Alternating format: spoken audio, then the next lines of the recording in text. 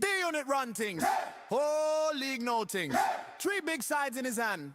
Whole crowd sing his name. Madison Park, crowd so loud. Dolleton jump, Breedle proud. 1 man chill on the touchline still. 3 teams move, how he will beat Rahi quick. Beat Morant clean. Look, Avi, how feel the heat. Every ground, same story again. Scoreboard light up his name. D-Unit, D-Unit.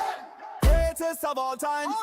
Running 3 clubs on the same headline. From South Park Road to Breedle Sky. Dolleton dance with a rivals cry. D-Unit, D-Unit. Banner in the stand. Boss of the league with a master plan. Raise your hands high when the teams walk through. Everything win when he points at you.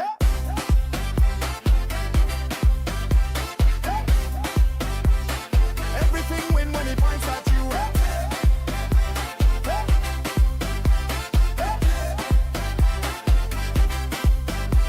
Out front, ice cold calm, 1/2 chance, hit like a storm, net shake mad, crowd jump fence, hold back line, lose their sense, roll take a ball when the South Park sun, last home game but the work all done, legend walk slow, tears in his eye, D-Unit, clap with a fist up high, D-Unit, D-Unit, greatest of all time, running 3 clubs on the same headline, from South Park Road to Breedle Sky, Dolleton dance with the rivals cry, D-Unit, D-Unit, banner in the stand, boss of the league with the master plan. Raise your hands high when the teams walk through. Everything win when he points at you.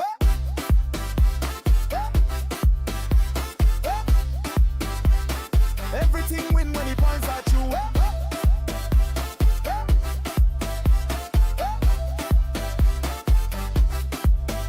Who beat Rahi? D-Unit. Who beat Murat? D-Unit. Luca Navi? D-Unit. Ox the league? Who run it? 3 big badges, 1 big brain, 3 home crowd scream his name from first kickoff to the last full time. He rewrite the history line. D-Unit, D-Unit, greatest of all time. Running 3 clubs on the same headline, from South Park Road to Breedle Sky. Dolleton dance when the rivals cry. D-Unit, D-Unit, banner in the stand. Boss of the league with the master plan. 1 score, 1 wave, goodbye fight 2. Whole world know that he built this crew.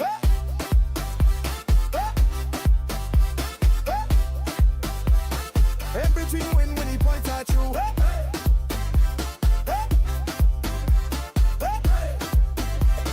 Everything win when he points at you.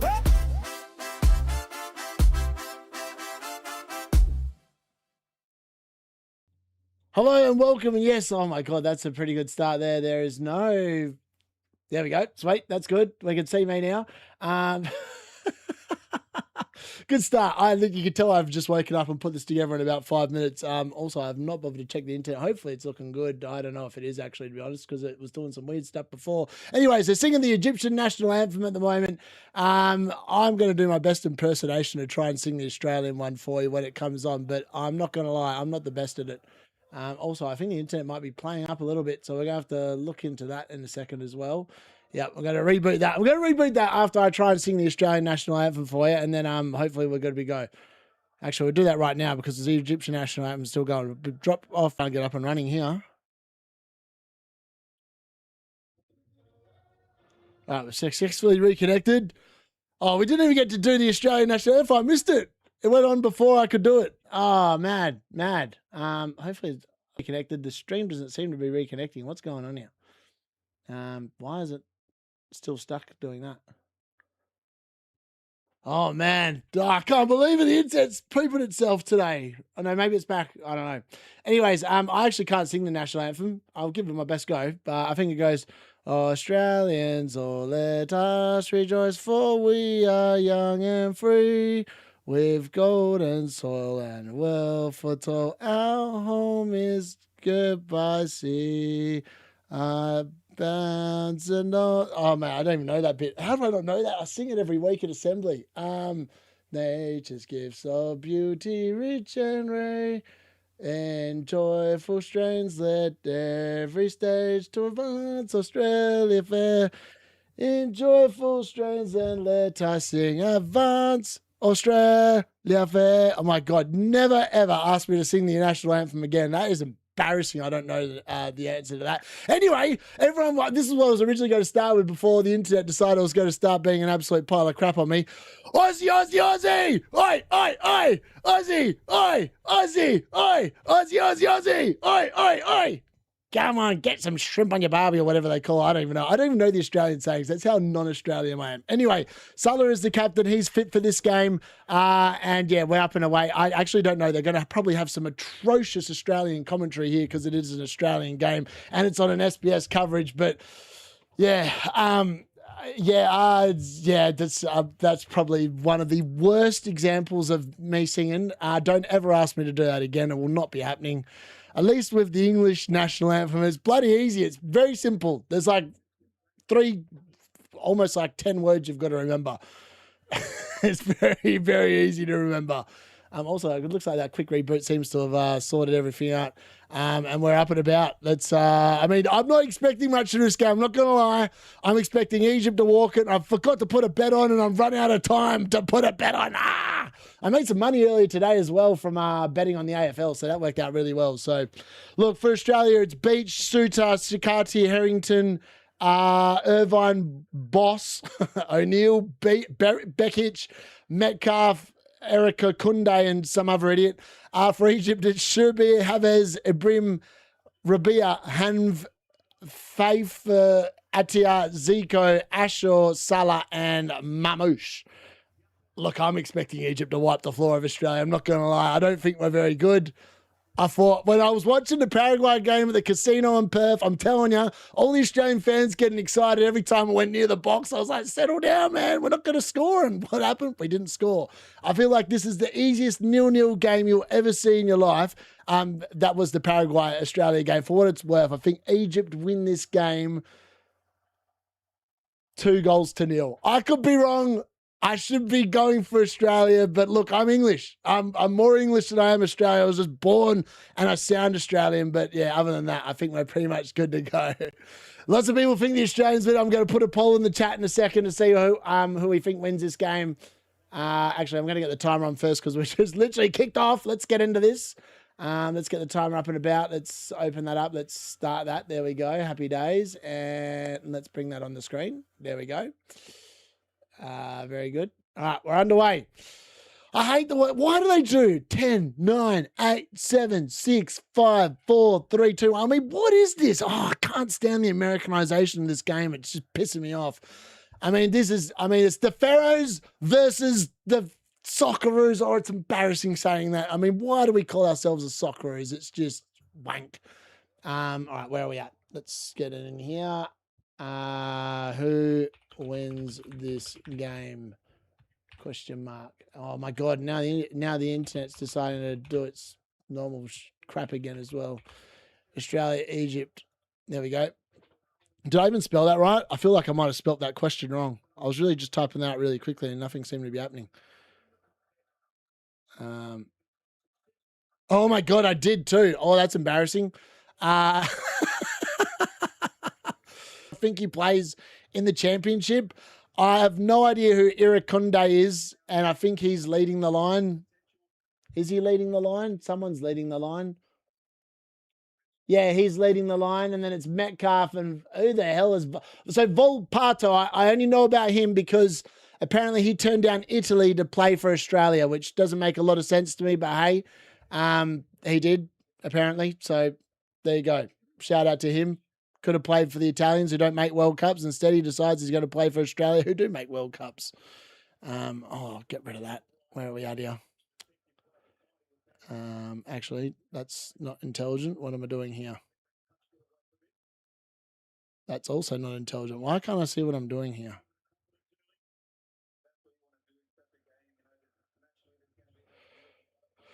Oh, God. The guys who've got commentating this game are atrocious.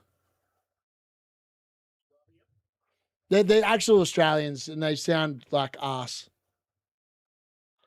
The guy that I don't know who's doing the special comments. Why don't they show me the commentators doing this game? Maybe that's underneath. Can I see who's doing the comment? I can't see who's doing the commentating, but they're nothing to write home about. I can tell you that much. Egypt looking comfortable already. I think we're going to see Egypt dominating the ball here. That's my gut feel. I feel like Australia are going to sit back, see what see what Egypt have got. Can they attack? I mean, the winner literally is going to be exiting the next round because let's be fair, they're going to be playing the winner of Argentina versus Cabo Verde, and they obviously play after this game. And let's be fair, no one is expecting anyone other than Argentina to get through in that game. So I just struggle to see how either of these teams are really overly relevant, to be honest. But we'll see.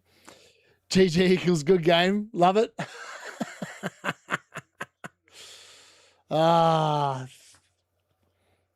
Look at this, Egypt already on the nice. I think Egypt need to just sit there and realise that if you're going to, the best way to get at this Australian team is just to go fast. You've got to go fast and hope that you can bang into the balls over the top.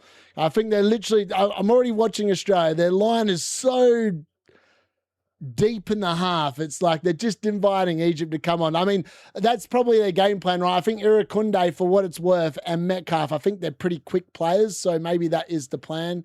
And also, like, let's be fair, I don't even know who they are. I mean, I've seen the goals. I saw them score against Turkey, but I think that's just a more symbolic method of the fact that Turkey were really poor, and that's why Murat's gone invisible for the last 2 weeks because they're out and they're gone.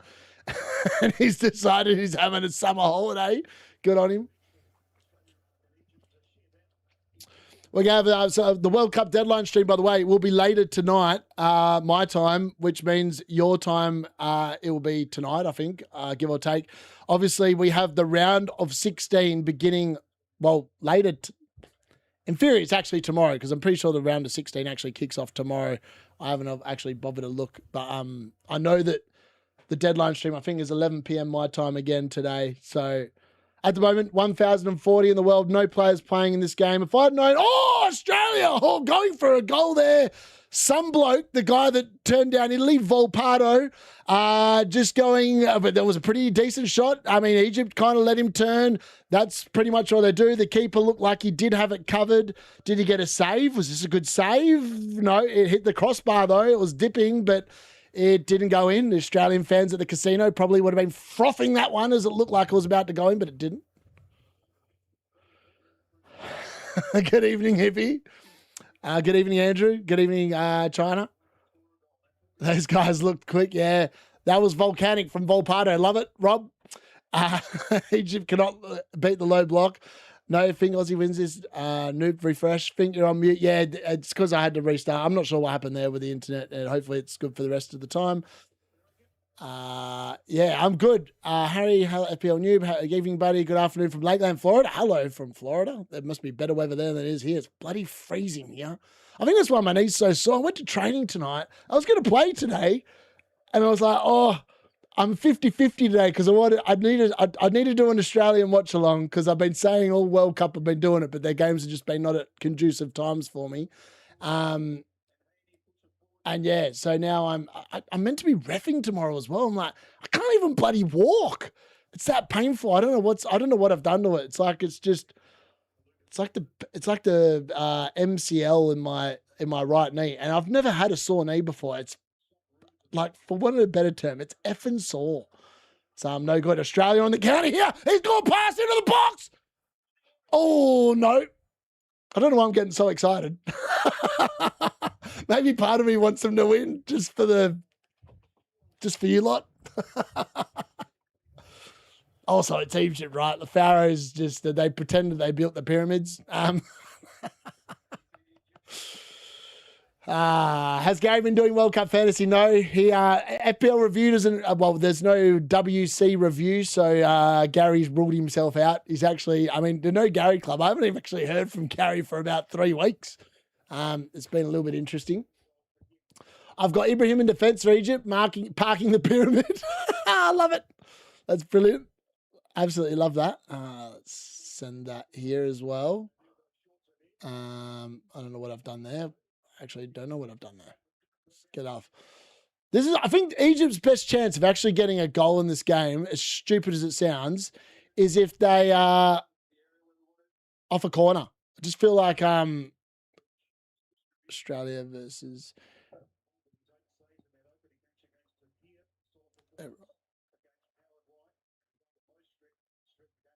I just wish I knew the players. Like, I hate doing games that I don't actually know the players. So this is actually going to be quite hard for me because I don't, other than Salah and Marmoush, I have no idea who any of these idiots are out there. So I'm just going to be vibing with it, really. Like, whereas all the other teams, like, I actually quite know the players. Like, a lot of the players obviously play in the Premier League. I call them every week during the FPL watchalongs, and then these ones, I'm like, who the hell are these guys? Like, I've got the names of the players that are playing to the left of me, so I can try and quote, but I've got no idea what they really look like. I know that Irakunde is the guy that plays up top. He's pretty quick, and Metcalf plays slightly off the left, and that other Volpato guy plays off the right. So I feel like those three I know. Beach is obviously in goal. And I'm assuming Suter is the bloke that's standing in the middle with the armband on, but I could be completely mistaken there. I don't actually, is he the captain? I don't know. He might be. I imagine he is. So Australia, again, sitting deep on their 18-yard box here. Egypt just passing it around, playing it back. I mean, this is not going to, I mean, they're not going to get much in here. Salah plays an early ball in, but it's no good and it's cleared away. I tell you what, for a bloke that went off injured in the last group game with a potential hamstring, the fact that he's good to go about 5 days later suggests to me that it was never a hamstring and maybe he was just playing like crap, which is disappointing because obviously I had him on that match day 3 wildcard and he did absolutely diddly squat. And I took out Dumfries to have a look. And I ended up 4 points worse off. Also, I moved my captaincy off Mbappe, and that was the last good captain I had. O'Reilly ended up being the captain with 7 points. I feel like Salah's got a lot to answer for. Australia again, nice little... That's got to be a free kick, and it is. The Egyptian defender has just taken out number 22, whoever the hell that is. I mean, number 22 needs to cut his bloody hair. That's what every other Australian male looks like. That idiot there with his long hair and a moustache. That is literally the definition of the Australian look. If you want to know what the Australian male look is, it is that man. Number 22, whoever the hell he is, cut your hair, shave your moustache. You look like an idiot.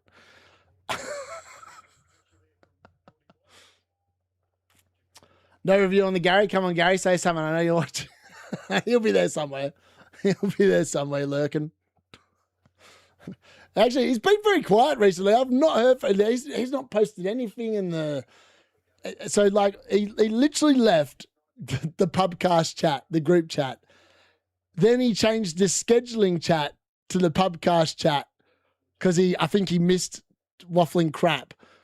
And now the No Gary Club is just No Gary. It's actually really funny. Bless him. I hope he's having a good summer. If he's watching that back.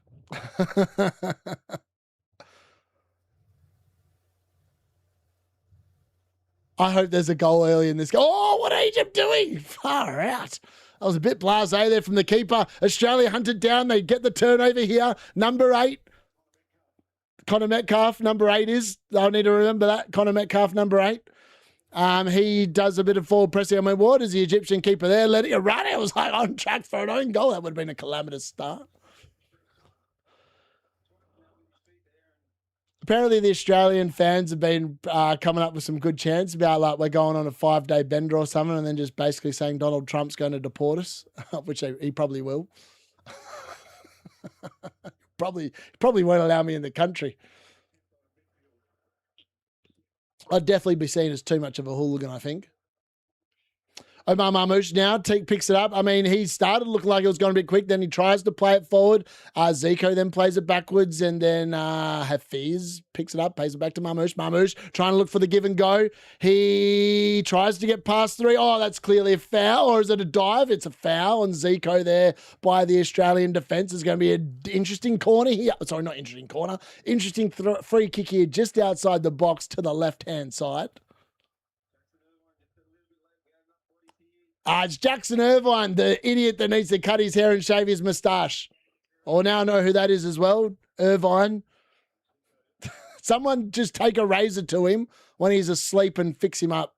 It's the best way to do it. All right, Mo Salah's going to be over the free kick here. In a dangerous position, the Egyptian defence has come wandering forward. Maybe they can get Hippie some points here. Maybe Salah can put it on one of their heads or the bloke he's got on his head. There's no way Salah's going for goal because it's not in the right spot for a left footer here. It's going to be an in-swinging cross. Or an in-swinging? Out-swinging.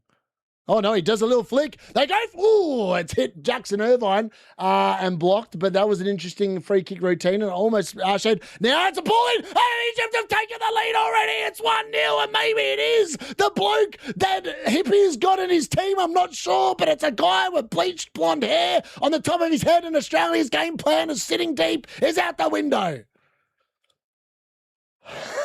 I don't know what that celebration is.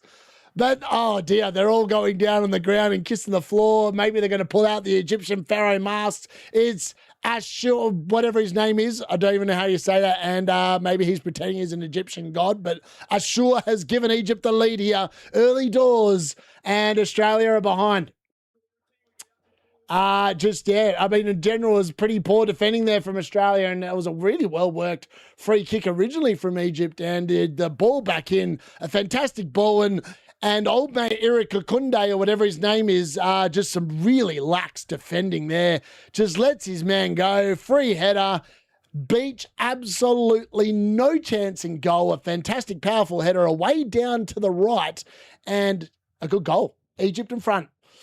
There we go. I said 2-0 Egypt, and we're looking good.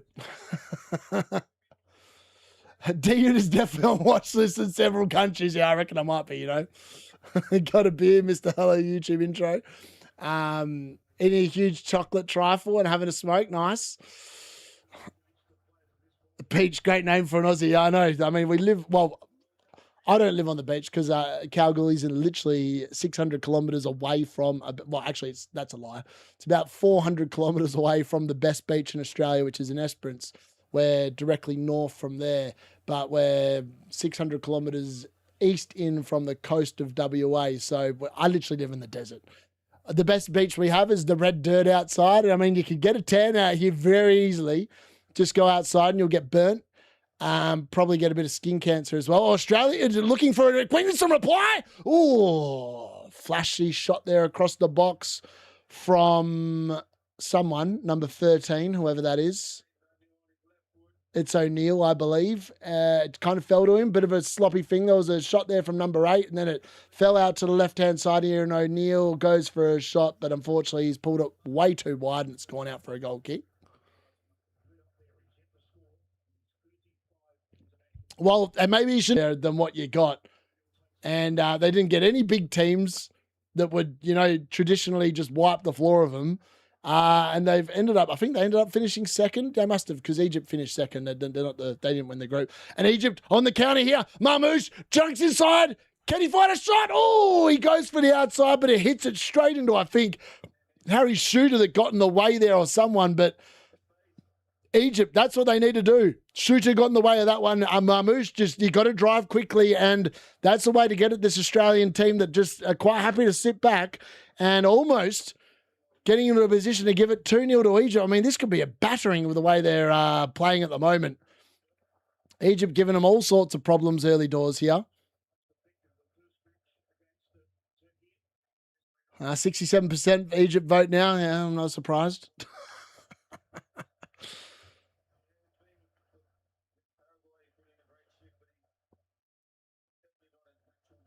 I mean, Egypt must be loving this. They've looked very dominant. I mean, Australia had a half chance there before, but like the majority of the first 16 or so minutes here has just been one-way traffic. It's been all Egypt. Australia sitting behind. I mean, how long do they persevere with this game plan for? This is a knockout round. You lose, you go home. So they're going to have to sit there. I mean, Tony Popovic, what's he got? Now, I remember that Tony Popovic used to be really good when he was in charge of the Western Sydney Wanderers. He was really good there. They were a very good team when he was in front of there. That was when the A-League was half decent. Then he went to Perth Glory and did absolutely F all. And they've done actually F all since it became the A-League, and I feel like that was over 10 years ago. That's how irrelevant the WA team is these days.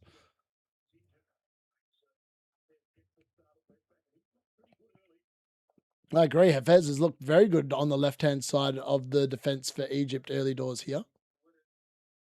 Another ball in behind. Egypt. Salah trying to... No, it wasn't Salah. Maybe it was Salah. No, it wasn't. Salah's number 10. I keep forgetting. Salah's number 11 for Liverpool. Correct me if I'm wrong. I swear he's number 11 for Liverpool. He's not number 10. I don't even know. McAllister's number 10 for Liverpool, I think. Salah's definitely number 11. It's weird seeing Salah in a number that's not number 11. I'm sure that he's 11 for Liverpool. Someone's going to correct me now and say, you're an idiot. You don't know what you're talking about. Don't blame you. Probably don't. A decent reaction from the Socceroos. Oh, God, I can't stand Australian commentators. Like, turn it up. Get rid of your bloody bias, mate. That's what the problem is. I need someone like me to call the game that's objective and call it out for what it is.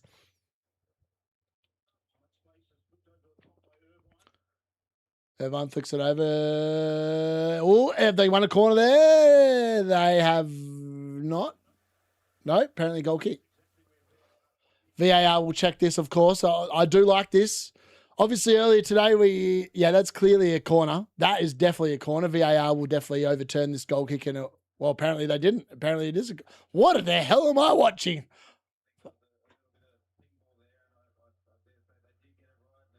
I didn't think they got it right. I thought it was clearly a corner. God knows what I'm watching. It was nice to see Ronaldo progress through to the round of 16 earlier today at Rahi's expense. I've had to send him a couple of welfare texts today just to check that he's still alive. Imagine if Cabo Verde booed out Messi today, man. That would just be absolute scenes. Absolute scenes. Still making the round of feet to a huge world. I love to see my country play the World Cup someday. Yes. The soccer poos, love it. Yes, Seigel. I mean, I just can't get on board. A team that calls themselves the Socceroos. I mean, if they called themselves the Footballoos, I might be able to get behind them. But like, if you're not going to refer to the sport as what the actual sport is, then I just can't get on board with it. Like, it's actually quite embarrassing to sit there and say that our country calls it the name that Americans call it, and that is saying something. Like, let the Americans be the Americans. They want to call it soccer, then they can call it soccer. But we should not be doing the same. It's actually embarrassing. Liverpool 11. See, I was right. But I'm still an idiot. Thank you, Colin. Oh, here we go. Egypt, ball over the top. Is he going to make it two? Oh, he should have. But it's offside anyway. It doesn't matter. Wouldn't have counted. But number 11, who I thought was Salah, I was going to say it's Salah, but it's not. I think that number 11 is... Who is number 11? I think it might be Zico, maybe? Far out. It's a bad miss. He's got himself into a fantastic position. Regardless of the fact he's offside, that is a poor miss. Should have put that one at least on target. If Argentina somehow lost, Infantino would overturn the result. You know what's so funny, right? So the Portugal game this morning, like people whinging about the fact that they don't think it's offside or whatever. How the hell was they even playing still at that moment in time? Like I went back and checked the game, right? So obviously Portugal score with I think the 94th and 35 seconds on the clock. They do not celebrate for 2.5 minutes. Like, factually, they do not celebrate for 2.5 minutes. I think it's like close to 1.5 minutes. How are they still playing at 12 minutes and 30 seconds past what was 10 minutes of injury a lot of time? There were no subs. There were no injury hold-ups. It's literally like that referee was just continuing to play until Croatia scored. It was the most bizarre. I was like, how are we still playing? Like, where has this time come from? That's the bit I didn't understand. I feel like it was like almost like VAR saying, you know what, this dude has cooked it. We need to sit there and bring this back, and like just created a little faint line on the Spiko, on the Snicko, whatever it is. I didn't realize that football was going to become cricket, but hey, I'm all for it. I mean, and then people were talking about the fact whether the Portuguese player, because he like got his head on it, whether it was a deliberate play of the ball. For what it's worth, I just don't think they should have been playing when that goal went in. Like, the game should have been over. Like, it was well past the 10 minutes of injury time. And here we go, the first hydration break. Yeah, I was right. 11 Zico. I was pretty much bang on. Beer time. The Macca's match break is officially underway, and now I've got to sit here and endure 6 ads of whatever the crap they put on SBS. I mean, I can't stand the hydration breaks, man. Like, this, I can't get on board. Like, you know what? The game changes. It's like a 4-quarter game at the World Cup, and it's crap. Like, football is not a 4-quarter game. It is a game of halves, a game of 2 halves. Now it's like when they say it's like a tale of 2 halves, well, now it's a tale of bloody 4 quarters. And I don't think I can get on board with it. I don't like it at all. If you look to your left and you'll see the squads on the pitch. I like that, Zygel. Colm, sorry. Yep. The good old hydration breaks. You just can't get excited about these. But what ads have we got? We've got the Australian Commonwealth Bank ad. I actually have an Australian shirt somewhere, but I've refused to wear it because I refuse to support a bunch of flogs. Hello, Jackson. Hydration break should have neighbours theme tune playing. I think it'd actually get done for copyright if I played that, Andrew. Hassan Kulau, Saints legend. Yes. Yep. Yeah, definitely. Yeah, he was a legend. It's really weird. So I think back of like the really good Australian players that have played. Like Harry Kuehl. He was probably the best one we have produced in terms of his actual skill level. Mark Viduka was obviously an exceptional striker, played for Middlesbrough, played for Leeds. It was just a very good goal scorer in general. And Tim Cahill, by far and away, was probably the longest playing Australian in the Premier League. Obviously had a successful career with Everton and played as like a hybrid kind of 10/9, scored a lot of goals arriving late into the box. I mean, those are the 3 players that I think that probably best summarise our golden generation. The likes of bloody Craig Foster, who they wheel out every time Australia plays, is cringeworthy. That man should never be given a mic. I mean, this is the reason why, generally speaking, you do not put ex-players on commentary duties on their teams, because they are crap. And thank God we haven't got Craig Foster commentating, because I think I wouldn't be doing this watch along. I think I would just want to I would want to punch the screen. He's that bad to listen to. So I'm glad they haven't ruled him out. Mark Schwarzer, yeah, he was a good goalkeeper. Kevin Muscat, yes, he was a very good player as well. Woodstock, Chris, yeah, he was a Wolves legend, wasn't he? He was. So, yeah, well, I mean, the hydration break's over. I mean, this is a stupid thing, right? Like, I was sitting there the other day, right? I was reffing a game on Wednesday night, I think it was, and I was like, should we have a hydration break, boys? I could do with a break for about 2 minutes. And everyone just looked at each other and were like, get on with the game. All right, Egypt have got us underway. It's a goal kick here, and they've got us back underway. Oh, it's David Bashir and Luke Wilshire who are calling the game. I tell you what, Bashir, I mean, they could have just asked me if I wanted to do the Australian games and give me a little bit of leeway to try and learn the names really quickly. Because I dare say these guys are boring as bat crap to listen to.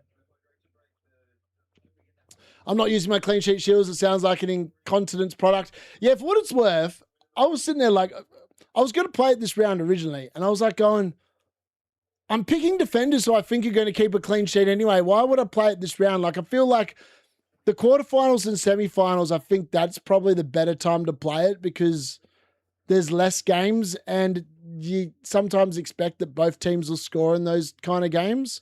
So I feel like it's better saved for that. Whereas like this round, obviously, I had Dest 12 points, Kukurea 15, and obviously I'm going to sub out, who was my other defender that's played at the moment? Douglas Costa. Why the hell I went with him, I've got no idea. Like, on reflection, I don't know why I went with a Brazilian defender. Maybe because they were cheap. I could have easily have gone for someone else and then I wouldn't have had to use Medina or Munoz. But I've got Medina and Munoz to play later today. So I'm going to, provided Medina starts, he'll be getting subbed in very shortly. So there's that. B. Smith, she was a legend. Damn, Edna should be a commentator. Dame Edna.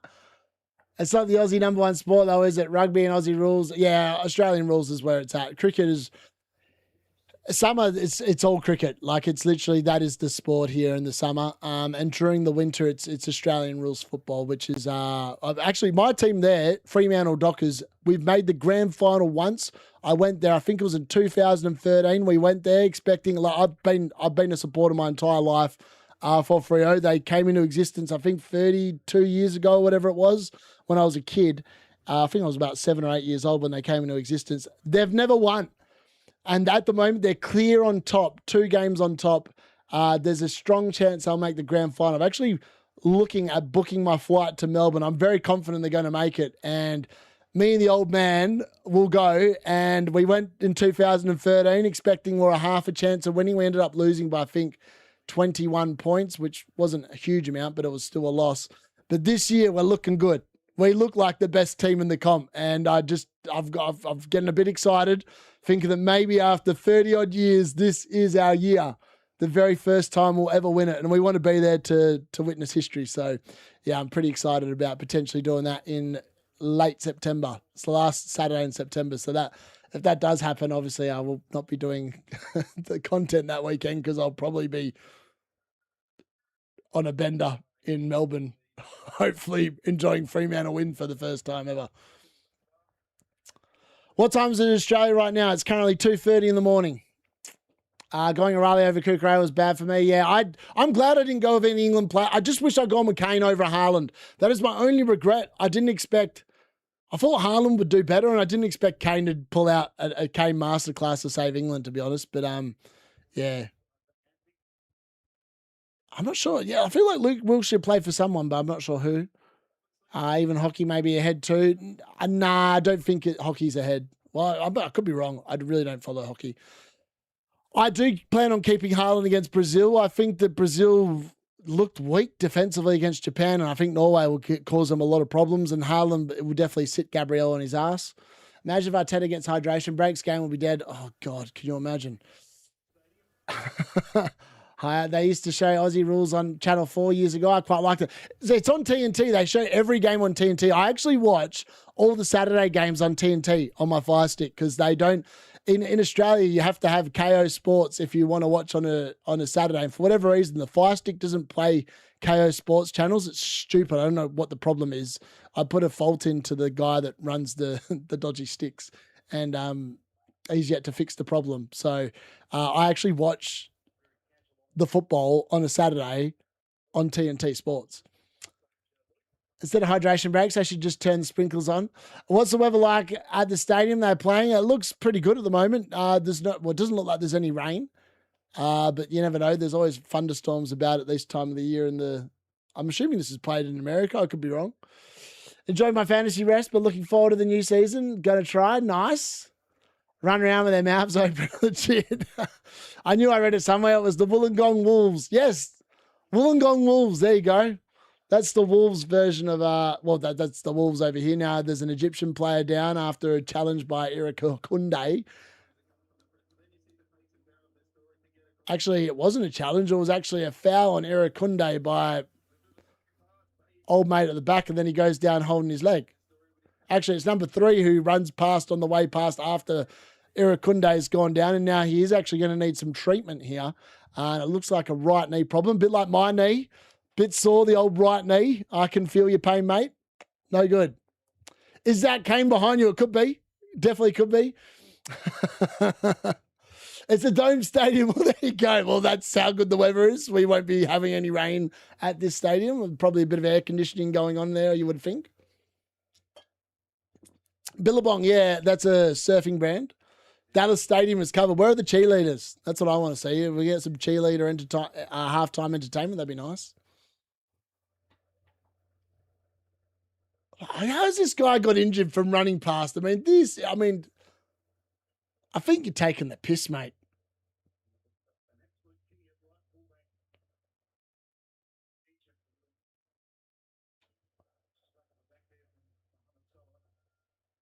Sulla says you're fine, mate. Get on with it. I don't understand what the problem is here. Is he saying he hurt his knee? And what the hell's going on? I mean, it's an Australian free kick anyway. Half decent spot. This is kind of a little bit further out than what the Egyptian one was that led to the first goal in the game for Egypt. Trendy clothes. There still is. I'm pretty sure Billabong still exists. I could be wrong, but I'm pretty confident it still exists.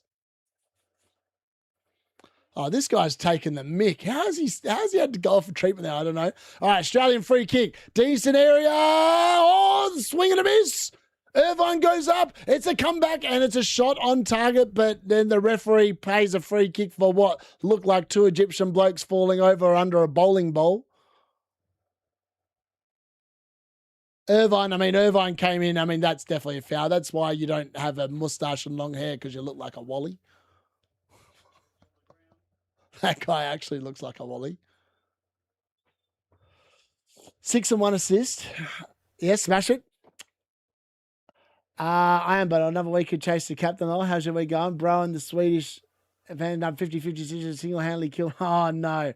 Picked on wildcard 2 games, has scored 0 goal. Oh, nah. That is rough. That is actually that's really super unlucky, that is. That's really unlucky. See you having a better game week. 3:30 minutes and scrap half-time break. I like it. Don't mind that. Here's 4 goals in one game now in the game. Wow. 4 goals in a game. That is brutal. I remember Palmer did that. Was it the beginning of last year? He scored 4 goals in a game, or was it the year before? I can't remember. And it was just huge. He ended up with a 20-pointer or something, straight out the doors. It's Australia, nice little run down the outside here. The cross is way too deep, but it is going to be rescued here by number 3, who doesn't go anywhere. That's actually quite a nice move, but unfortunately the other blight was not reading the play. Now Egypt on the counter. No, they've given the ball away. Australia take back over here, and Egypt give away a throw-in. The next James Bond with that hair. I know, Gary, there he is. Wallaby. 91 points for 4 players to play. That's pretty good. I'm currently on 112 points with Martinez in goal to come, but I've got Douglas Costa who'll be subbing out for Medina as long as he starts. Otherwise, it'll be for Munoz. Oh, Australia have a chance. It's fallen in the box. It comes to the edge, and it's a shot on target, but very comfortable there for the Egyptian goalkeeper, who says thank you very much and claims it. That was actually some nice play there from Irakonde, and it is hit okay by Behic. Forcing the Egyptian keeper, who I did own in the second match day, into a low-down save. But it would have need to have been hit with a bit more venom to really cause anyone any issues there. He's Scottish. His name is Robbie Uar, playing for Sirius, who was comfortably leading the Swedish league somehow. You should check him out. He's way too good for the Swedish league. Fair. Great stuff. Nice to have options. I got 2 left in the keeper. He won't come on. Just pop it in and say hi. Good, Gary. Hello. 118 with Martinez and Messi up next. Got Munoz and Diaz as backup. Yeah, see, so I've got 112 and Martinez actually still to play on the field. I've got Vargas as backup in case he doesn't keep a clean sheet. I've got Medina, who will come in for... Oh, Irakonde almost in behind, but not quite. I've got Medina to come in for... Who blanked? Douglas Costa. And I'm probably going to sub out Vinny Jr. for Messi. Because let's be fair, I think Messi's probably going to be doing a bit more than Vinny Jr. did. And those are the only 2 blanks I've got, right? They both got 4 points. Obviously, qualification boost, everyone's through. Everyone else has returned. So, there's a world where I just leave Munoz on the bench if Medina keeps a clean sheet. Because I feel like that's fraught with a little bit of danger, going there. He could easily blank, not keep a clean sheet. I'm aware that he could do what he's been doing. He's obviously scored twice already in 3 games. So that could obviously happen as well. 102 of Messi left. Nice. Who did we all captain? We all captain Mbappe. 111 points. Very nice. I have 124 of Messi to play this round. Bad match day 3. Yeah, fair. A beer and a watch along. Have a beer. I'm sure Gary's having a beer. I'd be shocked if Gary's not having a beer. It's almost beer time in the UK, isn't it? 6 o'clock in the evening. Oh, it's going to be an Australian corner here. Egypt having to do a little bit of defending here as we get towards halftime. Can they make anything of this? Actually, really good defending there. Stop number 5 in his tracks. I think it might be Behic with the corner delivery here, potentially from the right-hand side of the pitch. No, it's not someone else. Someone's gone down the box. Australia head up, got the won the first header. Egypt tried to clear, and they are going to clear. They've just hacked it up the field. Now the counter is on. Salah looking a little bit interested. The Australian, that is Behich now, has played it back to old mate Beach in goal, who's looking for the beach in the deck chair. Ah, God. This is why I don't like the Australian commentators. Oh, he went down in the box, he got dragged down the box. Where's VAR? Come on, turn it up. Stop being biased, you flogs. I'll be shortly. There he is. Who is top out of you, Andrew or Trick? Me and Andrew are neck and neck, Gary. I think I'm currently 2 points behind Andrew, but he's had his keeper play. I haven't had my keeper play yet. So once my keeper plays, we're subbing in the same players, so I should be in front, provided my keeper keeps a clean sheet, or one of the two keepers keeps a clean sheet. So, but there's bugger all points in it. Trig's about 25 or so points behind both of us, so a little bit further back. But me and Andrew really neck and neck. There's a very strong possibility we'll both be inside the top 1K by the end of today, I would suggest. That boss guy is the fastest player in the World Cup. Is he actual? I haven't really seen him do too much running yet.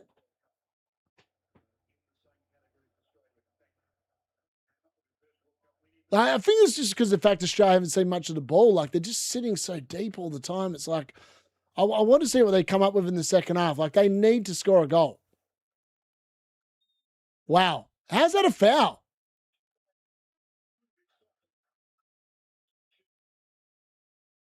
I'm not going to lie. How's that Egyptian player gone down? The guy that scored the goal. He's just fallen over. What's happened here? Oh, I suppose his hand hits his face. There's nothing in that. That's soft. That is soft. I mean, the referee's been baited into that one. That's a really soft free kick for me. Here we go. Egypt with another set piece. Yeah, we're all doing pretty well. I mean, Trig got a little bit unlucky, I think, in match day. In match day 3, he left all his Belgian players on the bench, the Wally. He forgot to sub them in. So he ended up having Trossard 17 points stuck on the bench. I don't know what happened there. And yeah, otherwise he'd be even higher up. Hello, football and stuff. All right, Egypt Eric Kunde is going to have to go at least another metre back, I would have thought. Because he looks a bit too... And yes, the referee is now moving him back 2 metres. All right, what can Bo Salah produce this time? And it's another short routine. Zico now gets it. He puts the ball in. Egypt looking for it. It's a good defensive header there by Australia. They clear the danger. Can they prevent the corner? Yes, they can. But they concede the throw-in.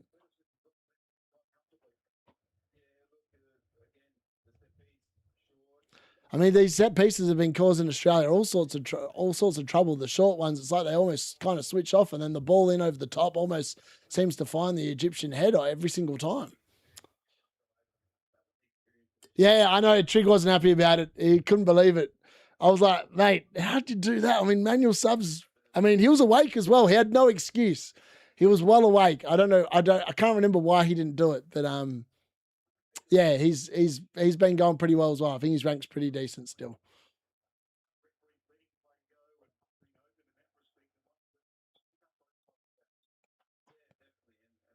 I've seen some huge scores this match day. I've seen like some 130 odd points and stuff like that. Just gutted I didn't go Kane instead of Haaland. Like I was like at halftime I was like, oh, I've done well here avoiding Kane. And then obviously the second half happened, and then he literally carried England on his shoulders and carried them out. I mean, the Egyptian players are going down. I mean, this is what I don't like about some teams, though. They just go down under minimal contact and then say, oh, my ankle, I've rolled it. I don't think you've done anything, mate. It looks like you've fallen over like a sack of crap. Okay, maybe you got stood on at the back. Oh, yeah, okay, fair. I'll take that back. Not only has he's been landed on the back of his Achilles. I'll allow that. That's maybe he's got a reason to stay down. Yeah, Harry's he's not having a good, but you've got to have had 4 really good weeks to be up there. I think Harry had a couple of weeks where he got 90 points, which would put him about 40 points behind us, I think.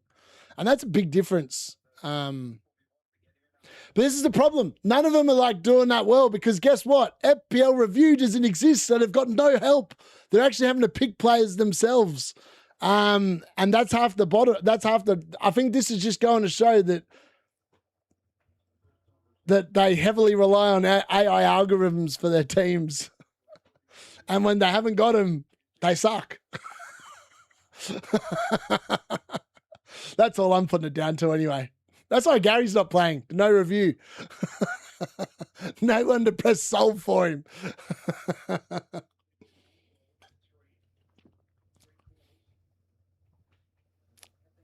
Yeah, I feel like some people said that Medina's going to lose his spot to Tragafilco or whatever his name is, but I don't know. I just thought I'd take a risk and just hope that he plays. It's hard to know because like Argentina probably look at Cabo Verde and go, this is an easy game, and it should be an easy game, let's be fair. So it's going to be interesting to see who they pick and how long they last. Like, if they're 4-0 up at like 50 minutes, do they just sub off some of these players? I don't know. English people playing on 8,108 ranked, but not even top 1K in Gianni and FPL mates in any leagues. Wow, mad. 126 of Messi, Munoz, and Lissandro Martinez on my bench. USA and Canada. Oh, mate, they definitely paid off. Frisian goal. Someone said that, and I was like going, I like USA this match day. I just don't like them after this match day. I mean, the fact they kept the clean sheet and they were down to 10 men for what was almost half an hour is actually very impressive. Actually, I'm going to stop the timer there.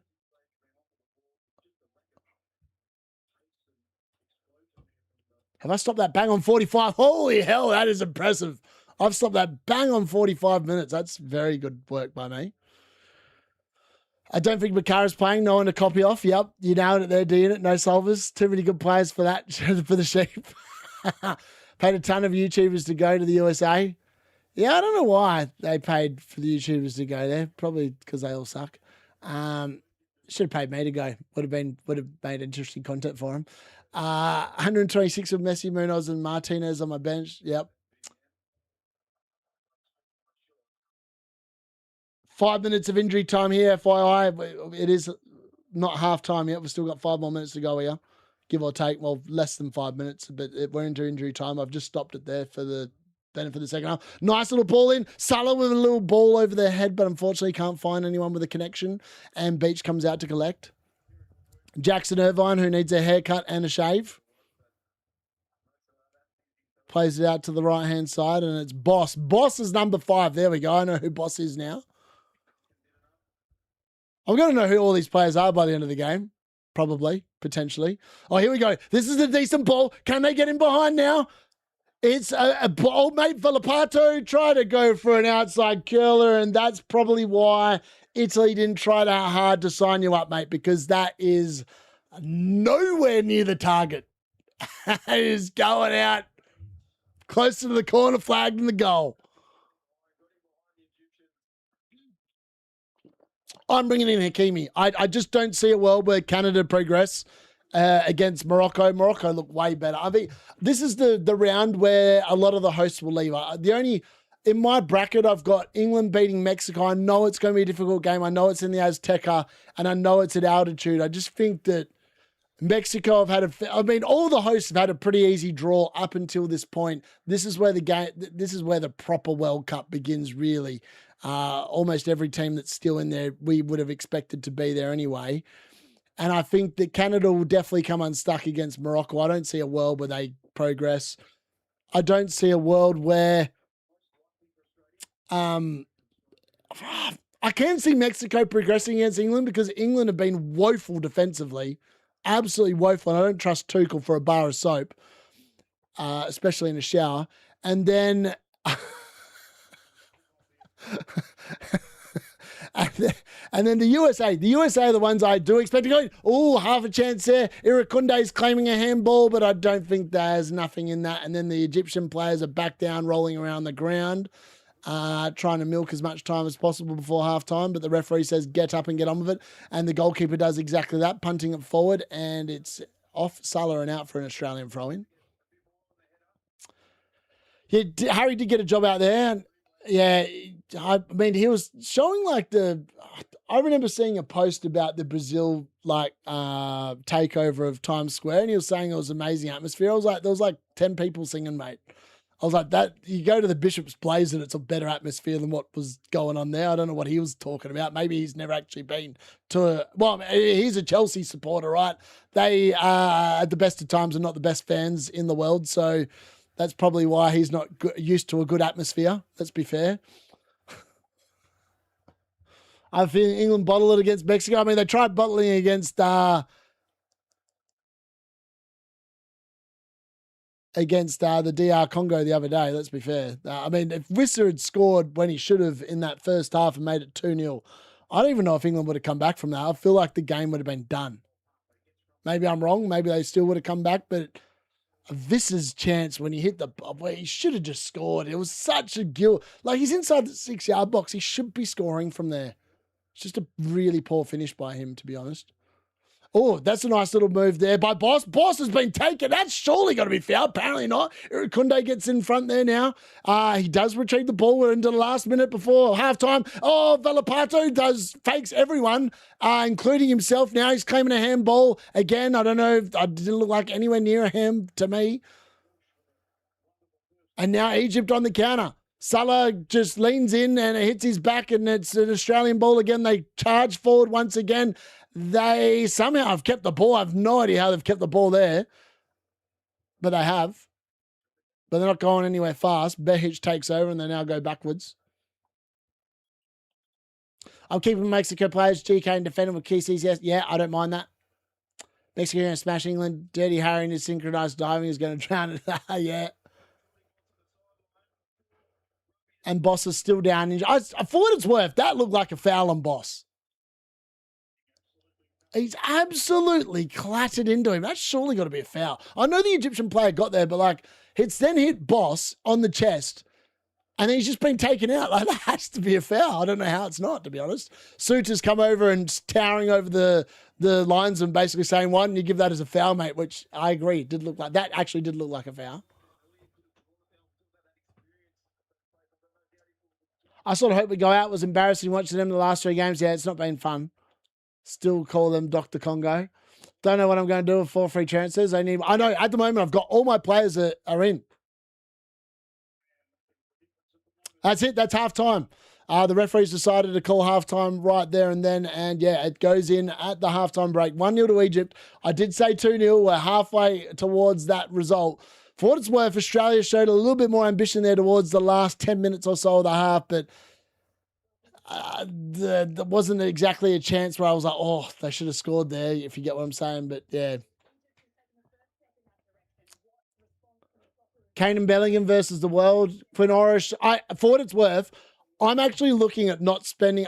I actually think that selling Haaland to Quinn Orish could be a really good move. Let me check here. I'm going to have a look now since it's halftime here. I feel like Quinn Orish is not actually. Where is he? Quinn Orish. Let's go make transfers.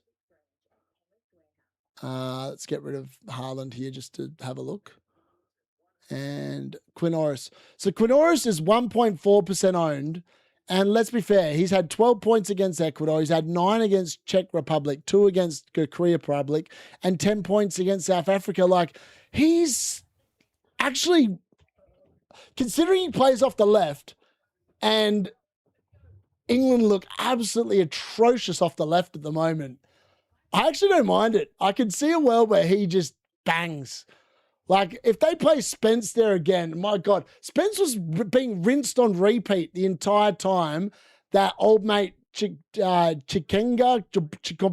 whatever his name was, he was rinsing him. It took him to the cleaners. It was embarrassing to watch. I was like, how have we taken a Spurs defender? In what world is a Spurs defender a good pick? It's just not good. It's just not a good pick. Yeah, it was definitely a foul on Boss, 100%. tempted to just roll. Yeah, I've actually thought about doing the same thing. Like, you don't have to use your transfers, right? It is fraught with danger. Like, if I sell Vinny Jr. to bring in those defenders I was talking about, it could easily backfire and end up like going, wow, Vinny Jr. scores like a hat trick, and then I'll look like an idiot. Definitely possible. Need a few Gary differential picks. Does he always get some? I know. Where's Gary with the differential game when we need it? Like, who's he going to pick? Who are we picking to target Gary? Against Paraguay, surely he's going to pick a France player, isn't he? Not sure you can roll them. Yeah, you can. You if you roll them, you lose them. But like, you don't have to use them. As I think what people are saying is a box to box player. I'm doing Balogun to Quinoris. Don't mind it. I was thinking about Quinoris, but I'm just sticking with Ozabales. Yeah. How good was it to see Ronaldo score? Also, did anyone enjoy my goal, Ronaldo? I wish I'd been calling that live. I would have been so excited, man. Like, I was sitting there in the chair, and like, it was funny because everyone knew at work I was watching the Portugal game. I was like, I'm watching the Portugal game. I've got the commentary on loud. It's Ronaldo. It's my boy. I've got to sit there and back it in. And like, when he scored, and it was like a fraction offside and some dodgy semi-automated offside nonsense was going on, but then it also did the same thing to Croatia. I can't really complain about that, but it was an elite finish. I was like, yes, get in. And then, oh, that's my alarm. But then obviously when the penalty was given, I was like, this is what the PGMLL should have been doing all season long. Arsenal literally did that in every single game. They would have conceded a penalty in every single game. And that's all you need to do. As soon as you pay a penalty once, no man and his dog is going to start bear hugging in the box. They're going to let him go. Like, if you start paying penalties, and that's what they needed to do. And that's what the Premier League needs to do. If Declan Rice is bear hugging someone in the box game week 1, they need to give a penalty. VAR need to go, that is a foul. They won't do it. Game week 2, we won't have the rugby in the box. It'll be all over Red Rover, and we'll be carrying on and be able to watch football again rather than rugby in the box. 4 France, 4 Spain, 4 Argentina's plus Vinny, Sabari, and other teams the way forward. Fair. Console Rice will be right back. Spence shouldn't be anywhere near. I don't understand how he got picked, man. Like, you could have taken Hall and he would have been a way better pick. Lose him. Haaland can score against Brazil. Yeah, no, that's why I'm tempted to just roll with Haaland, because I think that Brazil didn't look overly good defensively. I have no idea of the ownership. You need to log on to the FIFA website, Gary. It says it when you click on the names. Man City have signed Pierce Charles from my team, Sheffield Wednesday. We have nice add-ons for him. The guy is a brilliant keeper and will be pushing Donnarumma very soon. I love Ronaldo, but the fastest he ran was for the celebration. Legit, that's fair. Finney and Bruno from Brazil, Dembele, Elise, Mbappe. I feel like Triple France attack is a no-brainer against Paraguay, and probably one of their defenders. I'm going with Koundé myself. Yeah, Sabari looks pretty good too. I can make a case for getting him in too. He actually looks like a pretty good shout. Don't mind that one either. All right, where's the second half here? Well, you know, the other day, like, I tried downloading this. It just didn't want to bloody download. I think today maybe we get a little bit more luck. Or some luck. Let's see if it does it a bit quicker today. I think maybe it might, hopefully.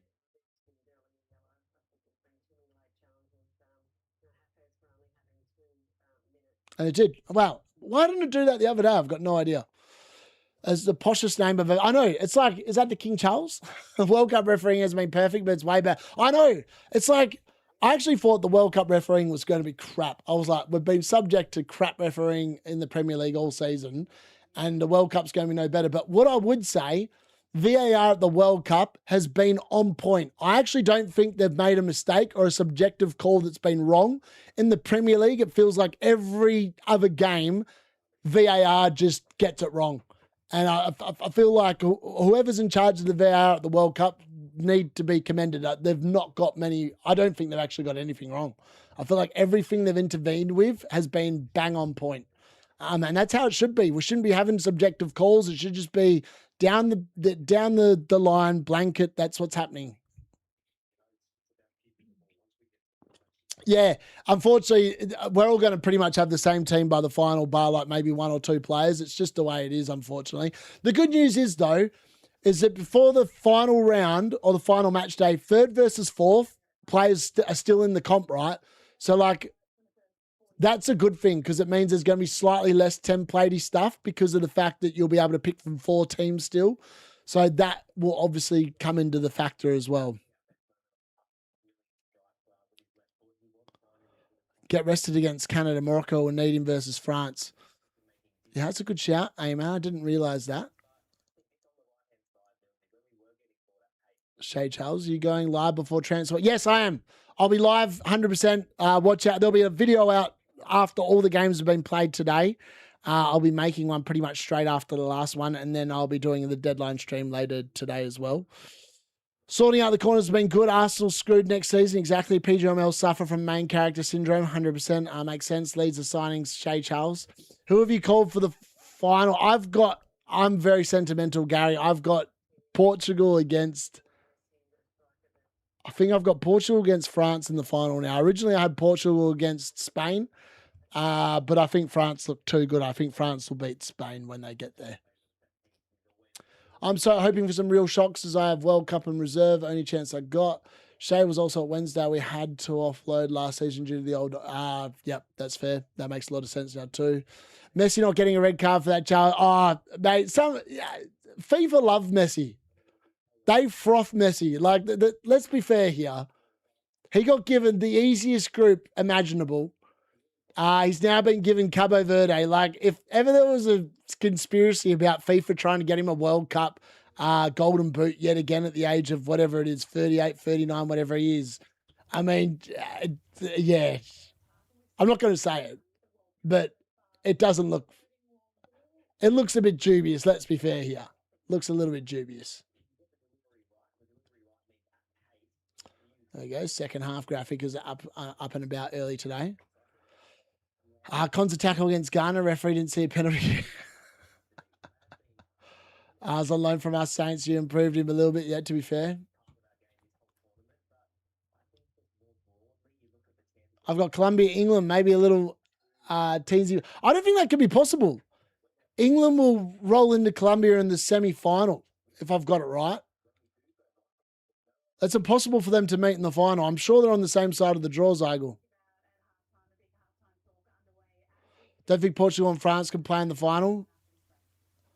Oh, yeah, Portugal finished second and they end up on the other side of the draw. That's right, they play Spain. Sorry, my bad. It'll be Portugal versus Argentina. I am hoping Portugal-Argentina final. How good would that be? Ronaldo versus Messi one final time for old time's sakes. I mean, like, that would actually be pretty good fun, let's be fair. I'd love that.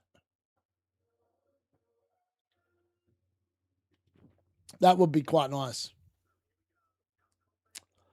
I don't think Portugal, will be fine this season. Now we have no restrictions and money bought well already. Come on, Australia.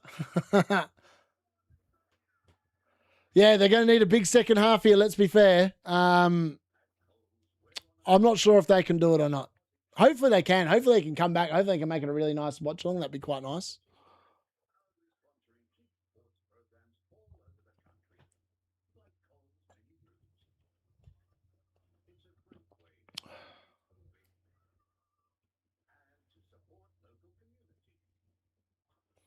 South Park have just kicked off. We've got an early lead here, 1-0. Which is good because we've been sloppy the last couple of days, which has been unhelpful.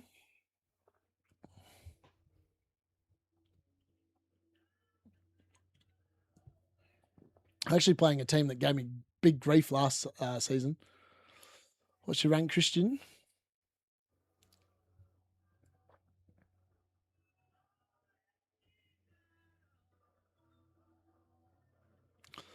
I love the music they've got on these ads. SPS. Oh, I'm so used to not watching Australian TV. I hate Australian TV. We've got some of the worst shows on the planet.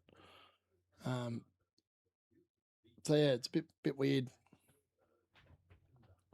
I really enjoy playing World Cup Fantasy because I feel like it's so much easier to go against the crowd and pick a differential of bags. Yeah, I couldn't agree more. I feel like that's the bonus, right? So obviously, there was 48 teams to begin with, and that was part of the allure of the group stage. There was so many teams you could pick players from match day to match day, and there were some huge scores you could get if you were willing to take a couple of risks on some like kind of unknown kind of players. Unfortunately, the longer the World Cup goes on, the more difficult that's going to be, just because of the fact that, you know, that's just how it is.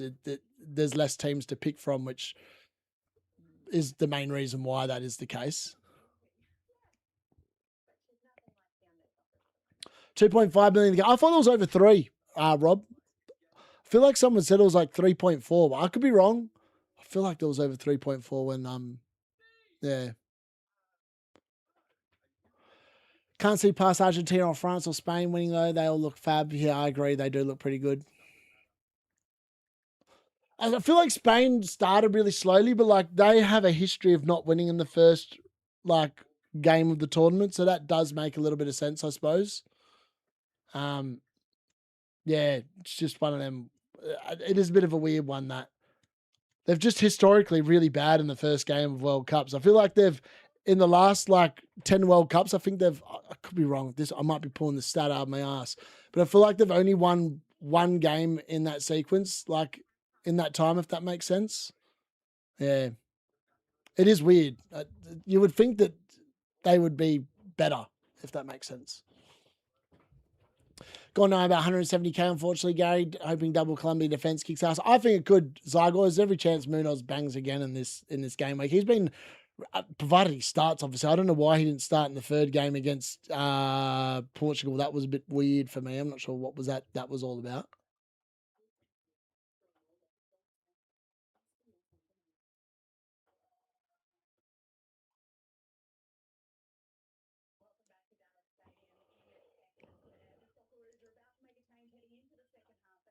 So the Socceroos are about to make a change in the second half. I need to quickly chuck a piss, folks. I'll be back in a second. I didn't realize that the second half was about to commence. Bear with me a sec. I'll be back in a sec.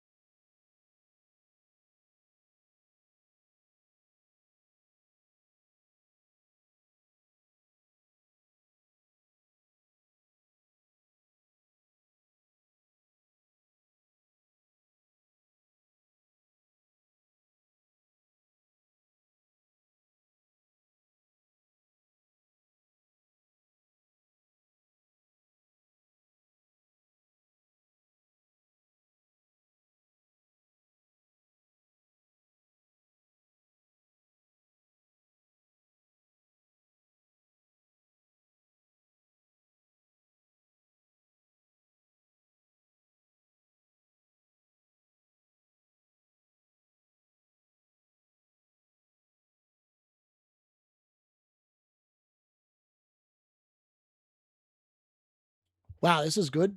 The opposition have just copped the red card. And it's their second best. Actually, it's their best player. That's handy. Oh, and a penalty to South Park. Here we go. Come on, let's make it 2-0, boys. Oh, Ching's missed it, hasn't he? No, he scored. Chingy! 2-0. The boys are back. All right, we're about ready to get underway for the second half here as well. Oh, that's good. That's a relief. South Park back in business. Just need to put him to the sword now. Put him to the sword. I was so concerned about today's game. I feel like the game's been hating me the last couple of days, and I'm like been losing games that I shouldn't be losing, but looks like we're back on track today. All right, we're about to get underway. Let's get that timer back up and running. Second half, Sulla has just kicked us off, so let's start cooking. Hopefully we can get a comeback here in some extra time. That would be nice, but let's go. Second half underway. Let's go. Oh, wow. And Egypt almost scored right at the beginning of the second half. Marmouche will be kicking himself. He's put that just wide of the post. How's he missed that? Oh, Gilt edged a chance. Beach comes out, makes himself big, but he's put it wide. Oh, that should have been 2-0. That should have been 2-0. Oh, that's a bad miss. That is a bad miss.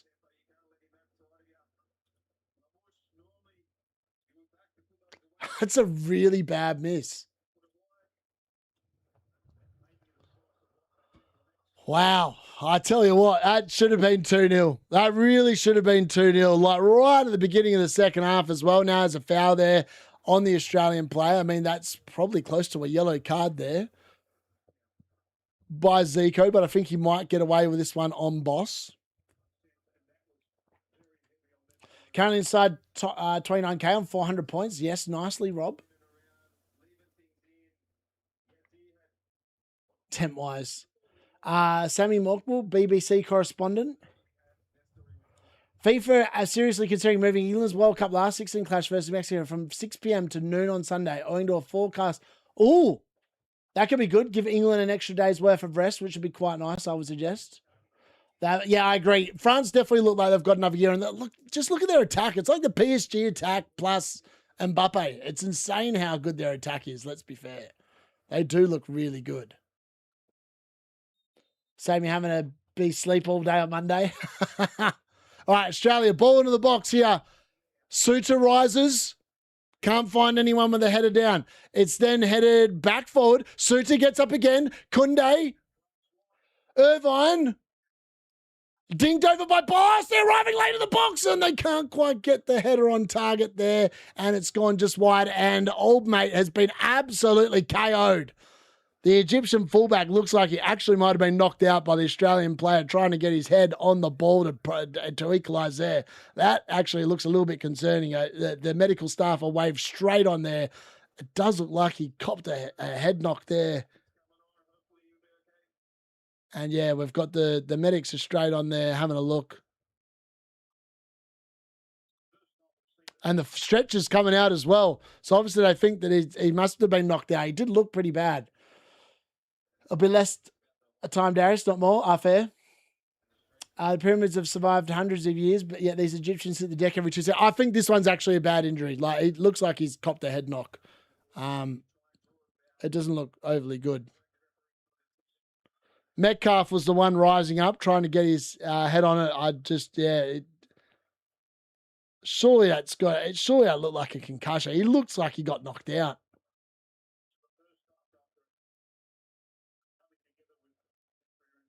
100%, it looks like he's been knocked out.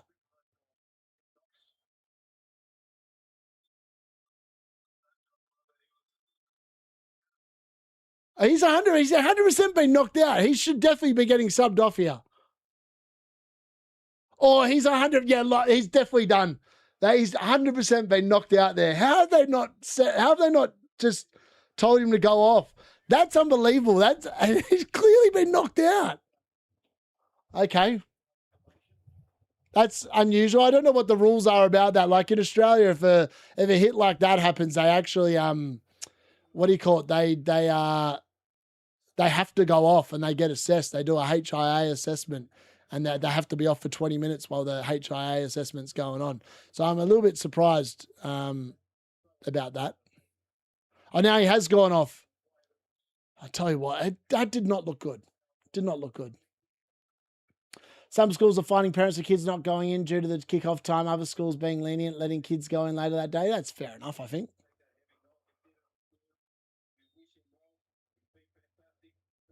Definitely fair enough.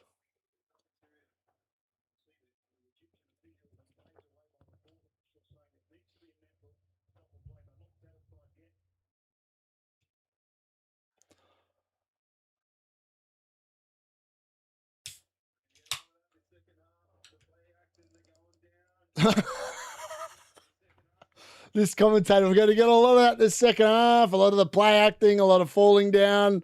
Oh, that's how you know you've got an Australian watching, like commentating a game. That's the kind of crap that they're going to spit out on commentary.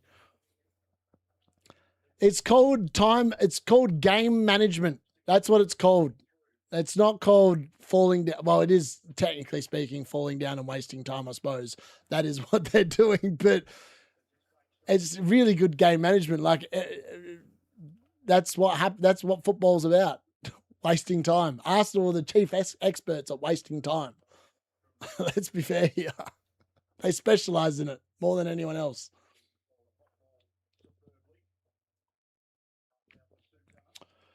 My camera's 4K, Gary. I think I run it on 1080p though for when I'm doing a live stream. Otherwise, it's just too much upload for the. Oh wow! What was Shooter doing there? He almost left the ball behind. That would have been a calamity, but he got away with one there.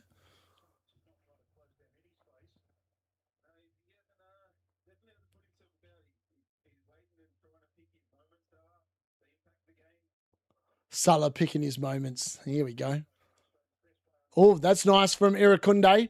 Nice little bit of movement here.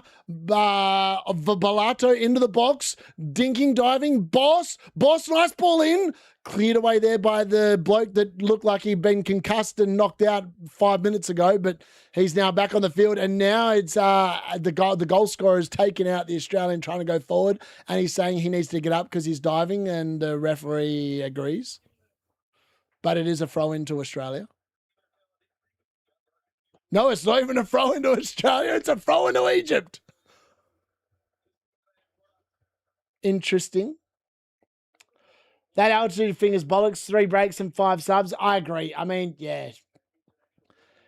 Yeah, I can't get on board with that. I mean, like, Raul Jimenez plays in the UK. Are you trying to tell me that a 34-year-old Raul Jimenez has adjusted to the altitude? Like, what? I think Kane's English. Sorry, Kane is England's oldest player at the World Cup. I'm pretty sure that's actually playing. I know that Jordan Henderson's older, but he's not going to get a minute. Also, how has Kobe Mainoo not got a minute yet? I don't actually know. I actually think that what they should do against Mexico is they should. The problem is he hasn't played him yet, so it's like if he plays him now, he's going to be really raw because he's not played for like the entire. Oh. All right, Egypt a little bit lackadaisical there. Now it's Behic. Unfortunately, his cross is rubbish, and it's easily cleared away there by the Egyptian defence.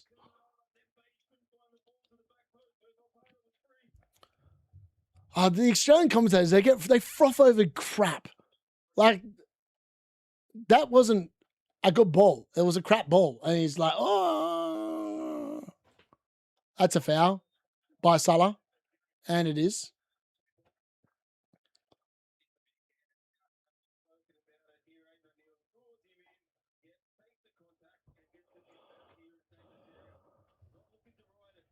Tell out to Lennox Lewis when he got sparked in South Africa. Chris Eubank Senior said he needed 6 weeks to adopt. I did just 196's grapes, just a casual drink while I'm watching the game, really. It was a good cross. Do you think Manzambi could do well with Newcastle? Yeah, I think so. Why wouldn't he? I think he looks really good, to be honest. All right, here we go. O'Neill with the free kick. Dangerous position. This is pretty much where Australia... Oh, Galvez has just made it 3-0 to South Park. South Park definitely up and running today. Back in the goals and back in the win. Oh, it's a 1-1! Australia scored. It's Harry Shooter with the flick on, and it is 1-1. A great ball in just like that, and bang, bang, Australia are level, and it's 1-1. The crowd are basically singing, Aussie, Aussie, Aussie, oi, oi, oi. It might be an own goal, it doesn't matter, it's 1-1. Australia are back at it. Egypt are going to have to stop flopping on the ground.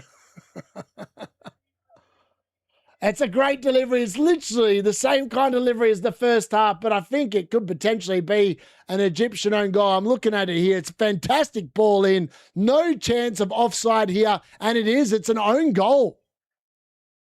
I'm pretty sure it's an own goal. Let me have a look. It is. An own goal by the guy that got knocked out. That's why they should have subbed him off. He's just headed into his own net. He probably thought he was attacking the other way. He should have been subbed off with a concussion rule, but you know he's been allowed to stay on there, and he's given Australia a lifeline. 1-1. The poor bloke doesn't know where he is, but someone's just telling him you've just scored down the wrong end, mate. Oh, wow. I thought it was just a really good headed flick on. I can't believe that's an own goal. He's literally emphatically put it away to make it 1-1.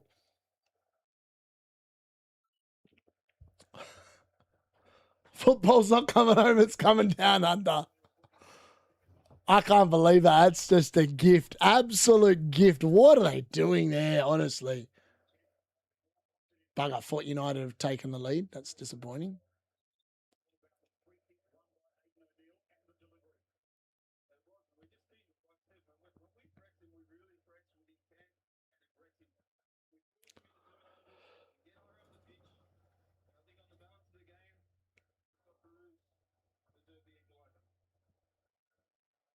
Deserve the equaliser. Yeah, I can't disagree with that. I feel like it's been a pretty good half for Australia so far. Oh, it was a brilliant ball. Brilliant ball. His second own goal of the world. What? Nah, no way. I have a little bit of sympathy for him, to be fair. Like, he clearly got knocked out. I don't know how he's still out there. How he's still out there is he probably still doesn't know where he is, to be honest.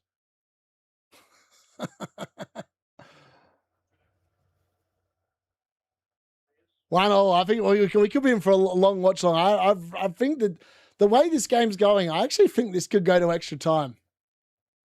Like, Australia have not played as poorly as I thought they were going. I thought they were crap against Paraguay the other night, but I suppose both teams just needed a 0-0 draw really to progress, and that's essentially what ended up happening.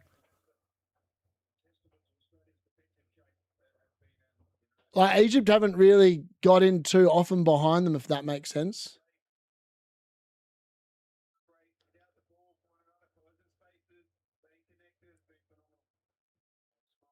Here we go. Long ball forward. They're looking for Kunde on the charge, but no, it's a bit too far. The Egyptian goalkeeper comes out and claims the ball. Now it's back out to knocked out bloke. Anything can happen in low scoring games. It's better be lucky than good. Exactly, Craig. Couldn't agree more with that.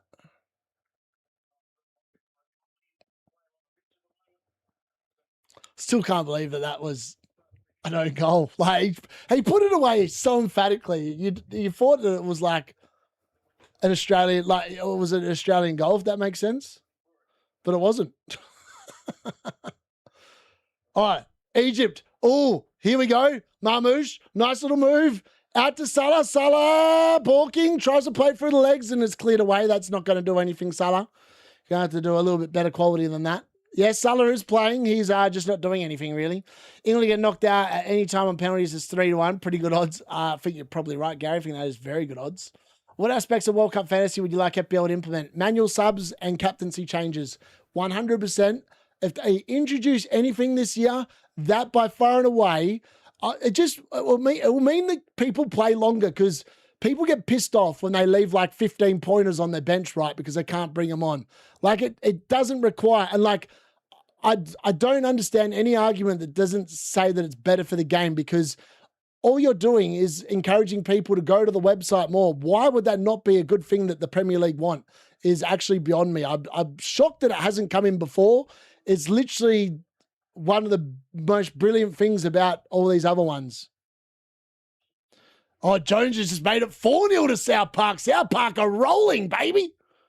4-0. Get in. We're staying top of the league. Kunde's down here. He's going to need a little. I mean, oh, mate, this is how you know you're watching Australian fans. Australian fans coming with their pre-equipped yellow cards and red cards saying, that's a yellow card. Flashing the yellow.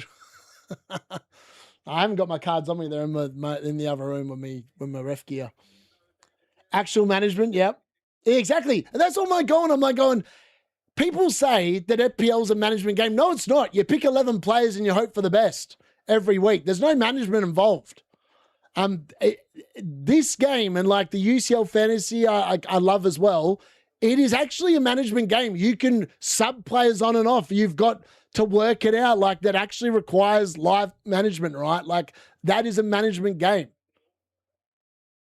Another decent ball in the box here. Now it's Irvine playing the ball in there, nothing doing. It's now headed back in. They try to get the flick on, nothing doing there again. But Australia retain the ball, and that's not going to do anyone any danger at all. They've just hoofed it forward, and it's gone to no one. But Irvine takes over, plays it out to the right-hand side. Irvine's actually starting to play pretty good. He might not need to cut his hair and shave the mustache.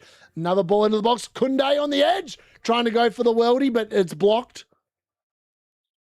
Egypt now, that's surely got to be a foul, and it is. It should be a yellow card as well, would have thought, but no, apparently the ref just says it's a free kick, and let's keep going.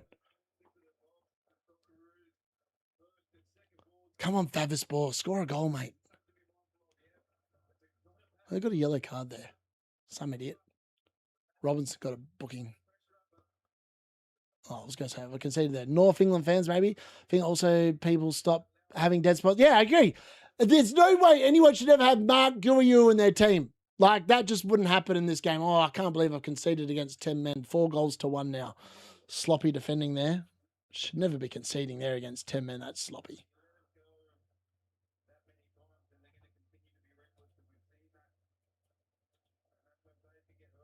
This dude literally just parked the bus and he got screwed over. Idiot. All right, who have I got here to bring on? Bello. Happy days. Did that save? Yes. Can we make it 5?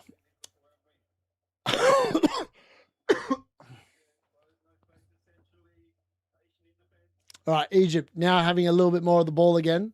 We've gone back kind of a little bit to the first half pattern where Australia just camped in their half. Salah now gets the ball, but he's run into an offside position. Unlucky. No good. There'll be a free kick to Australia there.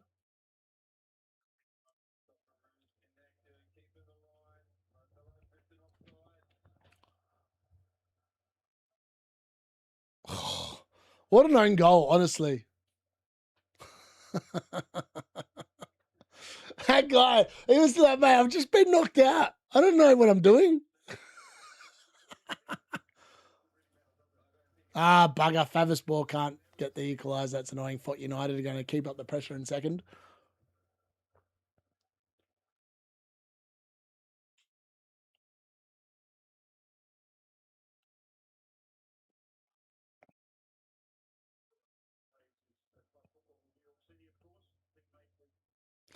Shooter out to the left-hand side here.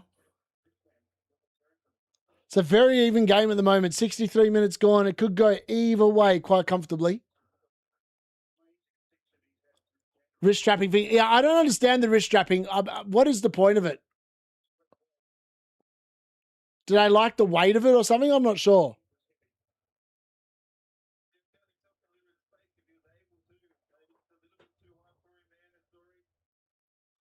Egypt are about to make a double change here.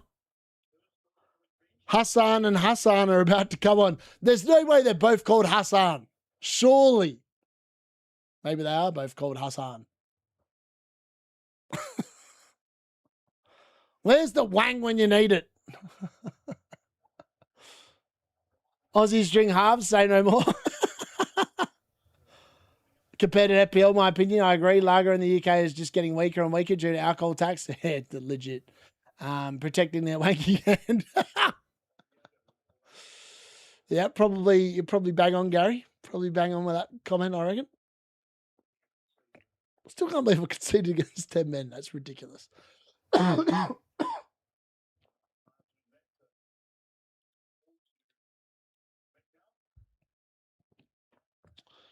Shooter, what do you got, mate? Oh, that took a ball forward, that. Oh, it's a sloppy touch there from Boss. It's a really sloppy touch there from Boss, to be honest. Should have done much better with that.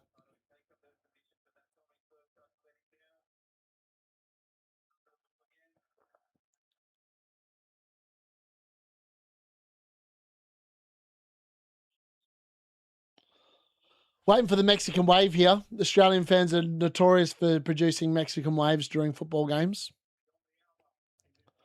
The bottles Jake, the Muslims drinking and once were Warriors, weren't halves. Australia are actually really well coached. I'm impressed with Pop. Yeah, Popovich has actually done pretty well, to be fair. Best ever boxer, Rob. South Park have won 4-1. Happy days. We remain top of the league. We'll take that all day long. Galvez, man, he's just a Ching Fang. Oh, that's a decent ball in. I don't think the Australian defender knew anything about that. It's just clipped the back of his heel.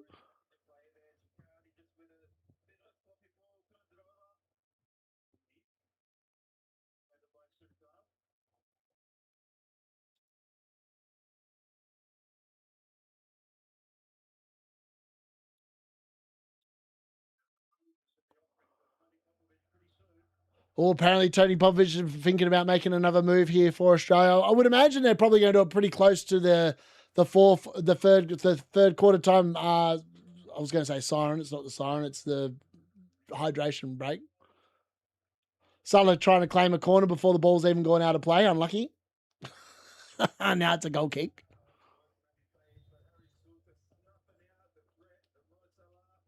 Here we go.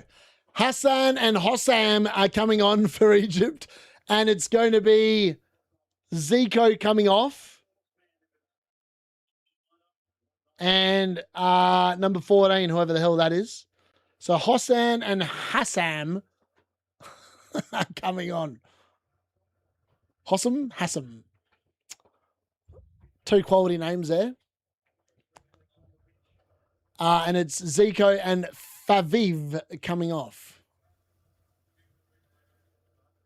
Mate, how do you say some of these names, honestly? Egyptian names are like, they're hard to pronounce. Really hard to pronounce.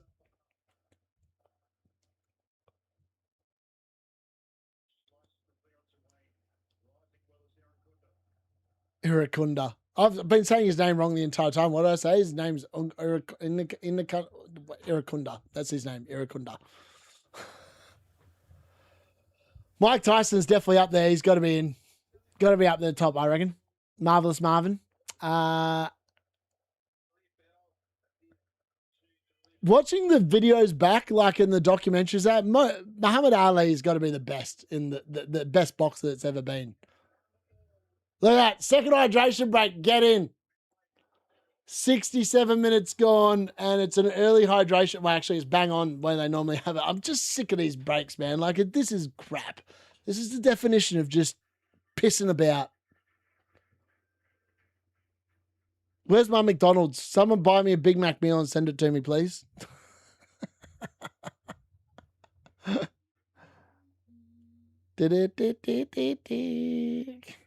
Also, how good was my Australian national anthem? How do I not know the words to my own national anthem? That's criminal, isn't it? I actually can't believe that bad.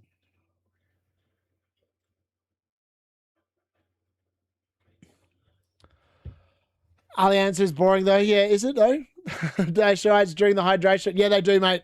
We're watching currently the Americans SBS show, apparently. Now we're looking at some rugby ad about something. Like, these ads are so boring. Actually, it's a Hyundai ad. Hyundai are sponsoring a bunch of rugby players. Okay, I don't know why that's on a World Cup watch-along, but hey. In the top 10 heavyweights, Watson, Eubank was an amazing period. How about the Gypsy King? The Gypsy King's got to be up there, right? Tyson Fury?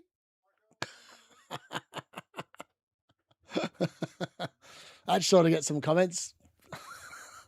I almost don't put him in the top bracket, though. I mean, the Gypsy King has been pretty good. I can't stand... I mean, lots of people say Floyd Mayweather has been pretty good as well. He was the most... I actually think that if you wanted a defensive heavyweight boxer, he is by far and away the best defensive heavyweight boxer that's ever been. Because the amount of games, the amount of fights he won by just standing there and surviving... Like, Mayweather never hit anyone out. Like, most of his fights were just by points decisions, weren't they? Like, I don't recall Mayweather actually punching many people out. I could be wrong. Tyson Fury's crap. There he is. There, I said the comments will be coming in for that.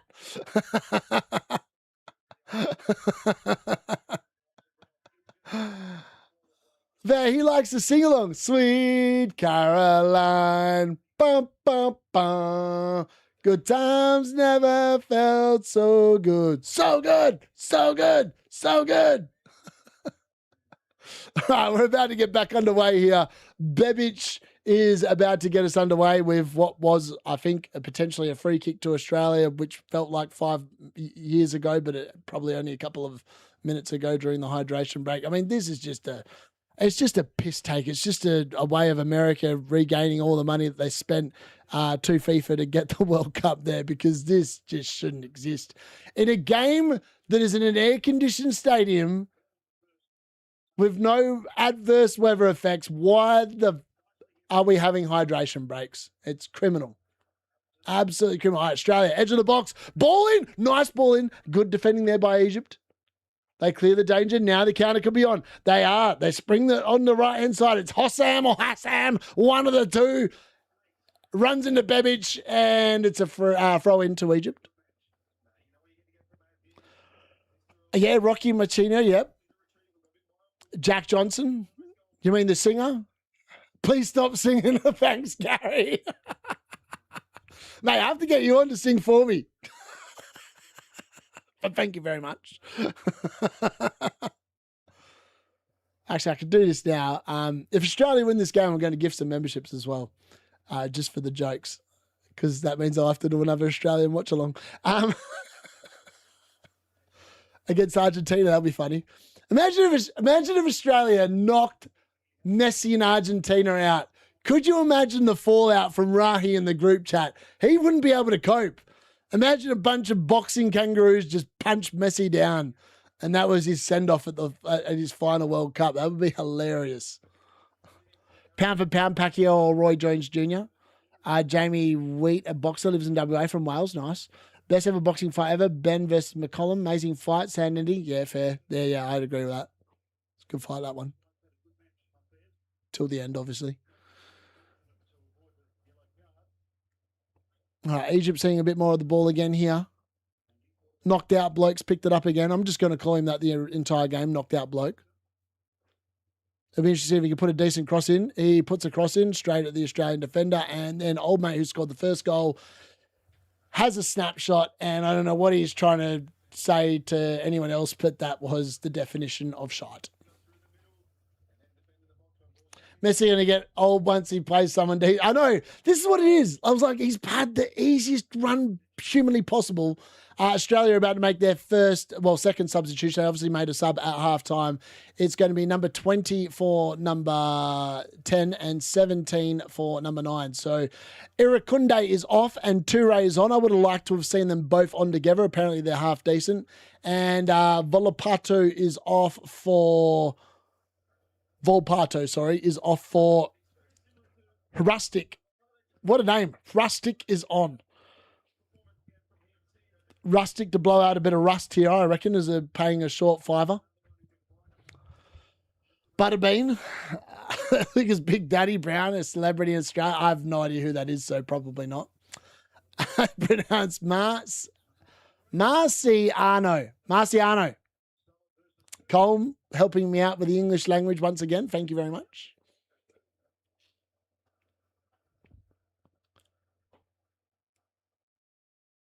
A lot of subs being made in this game now. Wonder if that will affect the flow. I feel like both teams are setting up for extra time. That's my gut feeling at the moment.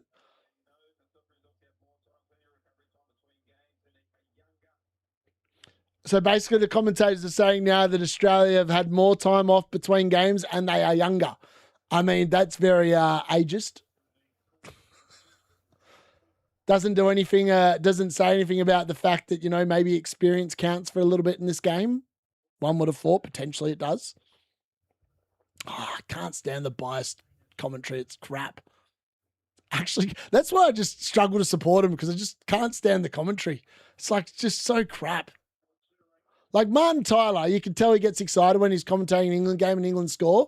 But like he's not like, oh, England are brilliant and all this or whatever. It's like he still calls the game professionally. And yet these idiots that call the Australian games that are Australian just don't call it professionally. They're just so biased. I can't stand it. I couldn't stand the film Raging Bull. I found it so boring. Fair.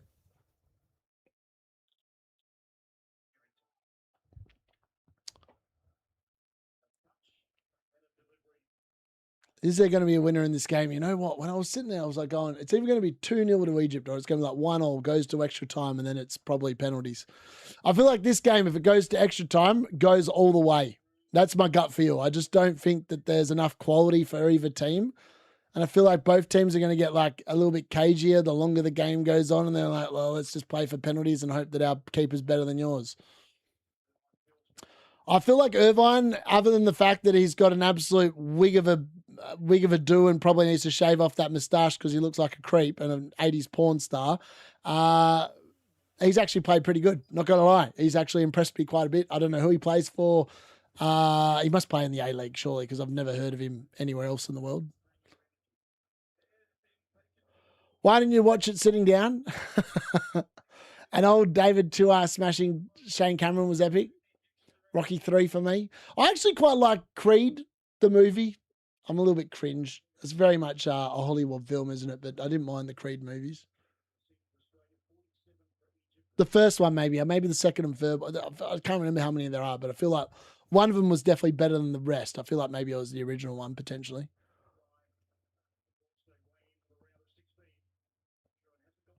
Oh, Egypt almost just given away a corner there for free, but I don't think they have. I think they've just given the ball to Australia. Oh, that's a nice little move. Into the box. But I don't know why he's gone for goal from there, and he probably should have been looking for a cross, but he didn't, and it's come to nothing. The first Creed there, I was going to say one of them was all right. I can't remember which one. It was obviously the first one then. All right, Australia, edge of the box, dinking, diving. Irvine takes over, plays out to the left-hand side. They go out to old mate Metcalf now, who plays it backwards. To Harrington. Back in Irvine in the middle of the midfield. Now it's out to Boss, who's on for the bloke that just got subbed on for someone. I've forgotten his name. Anyway, Australia seeing a little bit of possession here. Egypt now sitting deep. I've actually been pretty impressed today. Oh, here we go. Australia into the box. Egypt read the play, though, across there to cover. And now the goal scorer for Egypt plays it out to the left. And an Egypt player has gone down, claiming cramp. Mate, you've just had a hydration break 7 minutes ago. Why on earth are you going down with cramp? You would have thought you had a little bit of the pickle juice then. You'll be good to go, but apparently not. Rocky 7 and counting. What? Lucas Brown won the WBA heavyweight title in Russia, lives in Perth. Interesting. It ain't about how hard you hit, it's about how hard you can get hit and keep moving forward, how much you can take and keep moving forward. That's how winning is done. Fair. That's why Mayweather was so good. All right, Egypt are going to have to make a sub here. This dude looks absolutely cooked. The Egyptian trainer just comes out and raises his leg and pushes down. This is the definition of just a piss take. You've had a hydration break 7 minutes ago. Like, he's just gone down like a sack of crap. He's going off. He's cooked. Trezeguet's going to come on for him. All right, so Trezeguet's coming on here for Egypt for number 15, who's gone down and with lack of a ticker, really. And he's cooked. So Hafez is off, and the old mate Trezeguet is on. Has Glasner actually gone to Forest? Has that actually been confirmed? It's strange how well this applies to FPL. Yeah, agreed. That's a Rocky quote, fair. Yeah, I don't know. Is Glasner actually gone to Nottingham Forest? Surely not. I mean, why would you leave? I don't understand this. Why would you leave Crystal Palace to go to Nottingham Forest? Nottingham Forest don't have Europe. Crystal Palace are in the Europa League. Make that make sense. And they've just sold Elliot Anderson. Is he thinking that maybe he's going to be able to invest £116 million and he's going to have a better team? Maybe he is. But I just think that is a bit of a weird move. Like, why would you leave Crystal Palace to go to Nottingham Forest? Just doesn't seem like a smart move to me. Maybe we're looking at years in prison because his checks keep bouncing. He needs to have another fight, Rob. Yeah, I don't understand that move. Has he actually moved? 13 million a year. Well, okay, maybe that's part of the allure. Who brings a newborn to a football match? Someone without a brain. It's all a bit loud for a baby, to be fair. Sutar rises, ball into the boxes, ping-ponging around. Australia try a couple of shots. It's just into Egyptian players, nothing doing. Now it's just a hit and hope forward and... Oh, Sutar! Oh, but it's a foul. Harry Shooter is a big boy, isn't he? Then Touré's getting involved in a little bit of handbag stuff. The referee needs to come in here and make sure everyone's handbags are still containing their purses.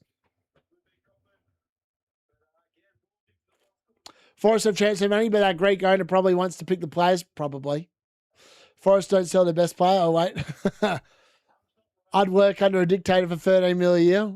Yeah, mate. If they paid me 13 mil, I'd probably go for 1 year. I'd actually, you know what I'd do? I'd sign the contract for 5 years, try and get them relegated in the first 10 games. So I got a payoff for about 50 million. I'd just retire. That's what I would do. I'd do a big Ange. Last 10 games, get the sack. Happy days. Pay me off. Trump is taking applications. All right, Egypt down the left-hand side. Oh, sold the Australian defence here, but they played it backwards again to the goal scorer. Now it's back out to the left-hand side. They try to go into the box, and the Australians are just too physical there. But they've almost run into trouble, and they almost have, but it has gone out for a goal kick after a little bit of ping-pong there in the box. I just hate when they say goal kick to the Socceroos. Like, that's just... Commentary just pisses me off. Really does just piss me off, that. Can't get on board. Glazer only on a 3-week contract. Glasner, I think that's meant to be. Obviously, PSR don't affect Man City. Are they ever going to hand down the findings? Like... How long? I mean, Pep's left now. Surely the findings are coming, right? Like maybe they're waiting for Man City to do all their transfer deals and then they're going to dump them on them. I just don't think the Premier League are going to do much, to be honest. I reckon they're going to fine them. I don't see a world where they do anything else. They're not going to relegate them.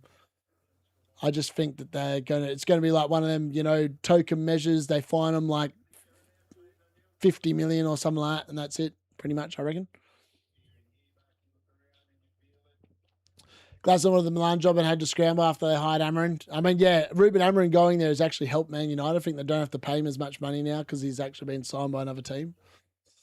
Trump keeps all the money for himself. I've seen Egypt play a few times and they play very negative football. I know it's like 2 negative teams at the moment out there. No one wants to really commit. No one really looks like they want to win it. Looks like they're both quite comfortable to take it to extra time. For what it's worth, I actually have to agree with the commentators. Australia are a very young team. You would think that extra time is probably going to suit them more than it does Egypt.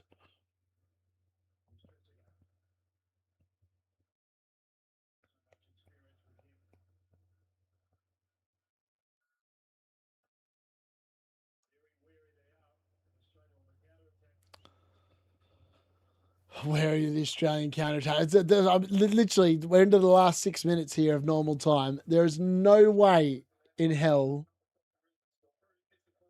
that this isn't going to extra time. Like, no team looks like they really look like they're going to attack to try and win it here. They both look pretty comfortable just playing it out till 90 minutes. Do they have hydration breaks in extra time? Asking for a friend.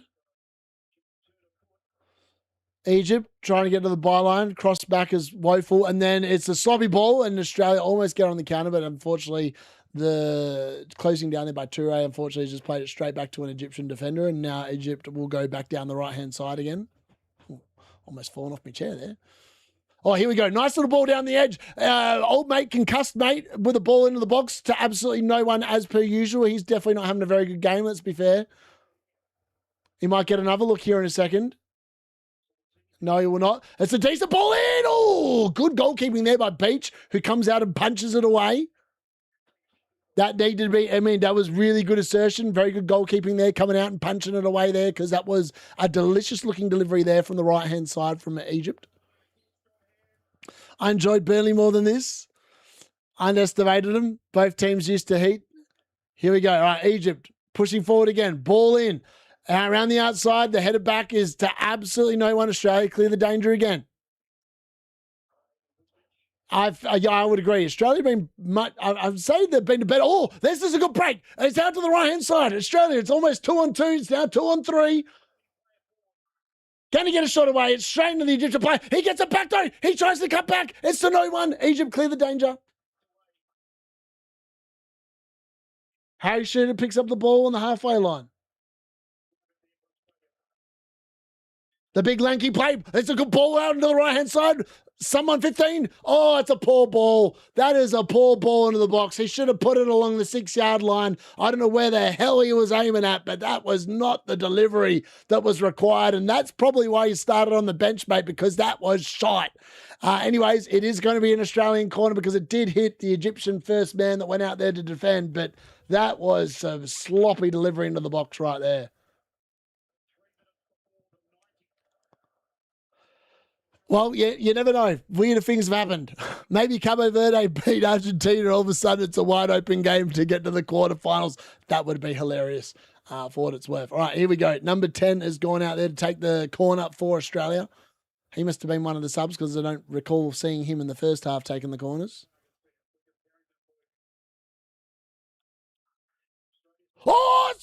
It's on to Irvine's header. I got a bit excited there. Thought he was going to score, but he didn't. Egypt coming down to close the danger. Australia keep it in. Can they find another decent ball in the box? It's a ball in, and the goalkeeper comes out, punches it away. Signs of life that potentially we want to win it in 90 minutes, but then a sloppy foul there by old mate on the Egyptian right back, the guy that got concussed. He's actually having a pretty torrid game out there. What a ball in. Irvine gets the flick on and then unfortunately hits Shooter's head, and Shooter's head does not go towards goal. It goes away from goal. I think maybe he got a little bit confused about which end he was down. But alas, it's still 1-1. Shooter's got to be like 7 foot or close to it. He's freaking huge. There's a giant out there. So tall. No yellow cards this game. Fair play. I don't know how there's not been a yellow card. There's been definitely a couple of yellow card tackles in there. The referee's just been exceptionally lenient. I think that's the best way of putting it. All right, Egypt down the right-hand side, and that's got to be a dive. That is definitely a dive. Hassan should be booked for diving. That's embarrassing. Hassan should be booked. That is definition of falling over like a sack of crap. That is embarrassing. I agree with Bebic. That should have been booked. That's a dive.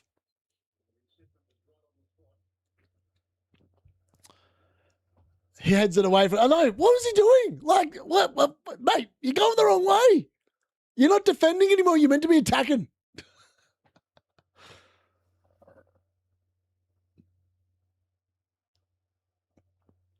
For what it's worth, I think Irvine's been close to Australia's best player there. I know that I'm taking the piss out of his get-up, the moustache and the bloody long hair tied back, but he's actually been pretty good in the midfield. Like he's been very solid in there. And he's actually looked half decent when they've gone forward as well, played a couple of decent balls out, spraying the play. And he's actually looked half decent in the box as well. He's won a couple of flick-ons and stuff like that, so he can consider himself having a good game. 6'6", apparently. There you go. He is tall. As 100% an extra 30 minutes. We're 30 seconds away from injury time here in the second half. And I just don't see a world where this doesn't go to extra time. I don't think, unless there's some moment of magic happening here, I just don't see it.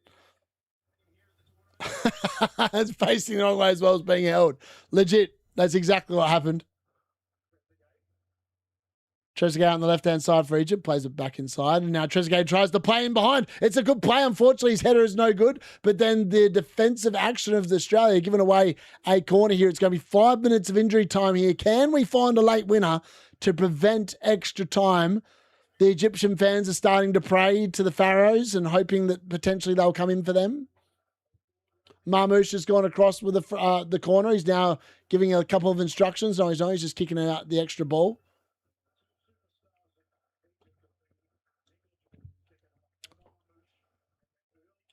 Marmouche, who really should have made it 2-0 at the beginning of the second half, has now taken the corner. It's a short corner to a bloke who looked like he got concussed. Maybe it wasn't him. And then it's a long ball, and then Salah does keep it in.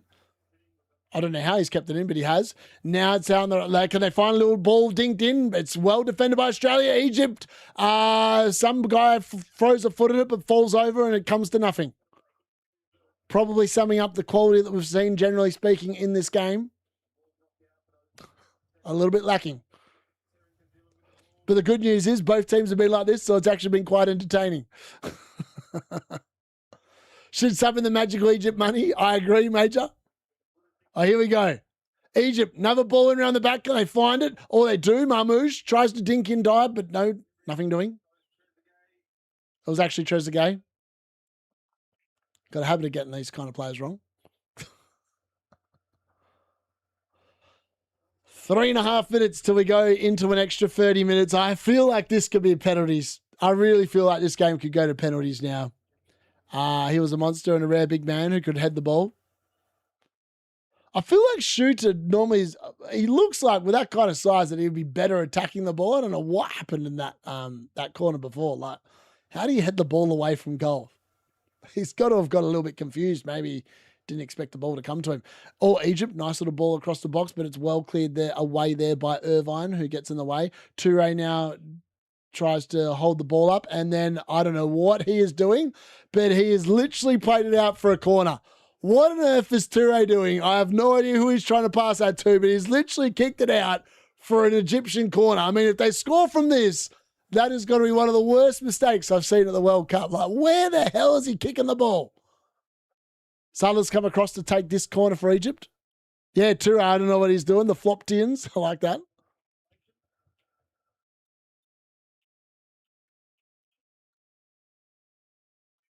All right, Salah.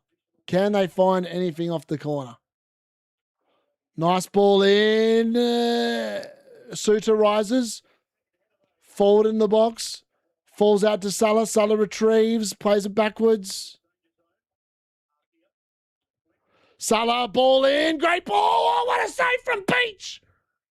To prevent Egypt taking a late lead here. Number 5, I think that's the bloke Hippie's got in his team, almost gives Egypt a last-minute lead. But unfortunately for him, Beach is to the rescue for Australia to preserve the 1-1 scoreline, because I thought that was going to be in. It looked, for all intents and purposes, that was going to go in. Now it's Marmouche on the other side of the corner. Into the box. Australia's Suter rises. And then it's Salah straight at Beach. And Beach, that's a way more comfortable save that time. But that was some save there from the thing. He just punts it forward. Toure trying to get on the end of it. But unfortunately, old mate Beach has sent it into the Beach. And the Beach is containing the Egyptian goalkeeper who contains it. I mean, that is some save. He's going the wrong way and then picks a big left hand up like a big Peter Schmeichel and puts it over the bar.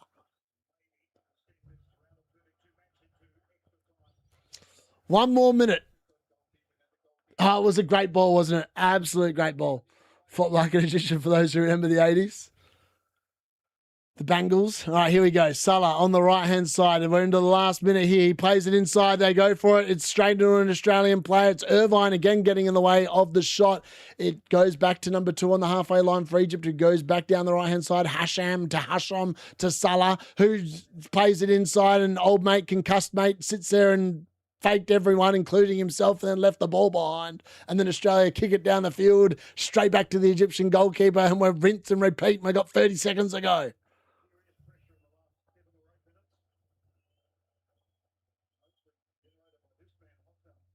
Hossam spreading the play backwards. They're definitely going extra time here. I mean, Egypt are showing no, unless they score from this ball punt forward. Here we go. We've got Salah. Salah. This will be the last moments of normal time. Salah into the box. Can he find anyone? He cuts it back. Oh, what a block from Harry Shooter. The big 6.6 point gets his way in the fingers. That was definitely a shot on target. I think it had Beach beaten. And the referee does call time, and it is going to go to extra time. And I think that shot there right at the end was going in. But Harry Shooter in his big, lanky 6'6" frame has got in the way and preserved the 1-1 scoreline. We're going to extra time, baby. We're going to extra time.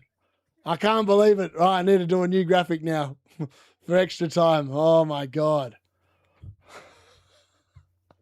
What a finish to the game. Far out. That was all a bit exciting towards the end. A little bit of action.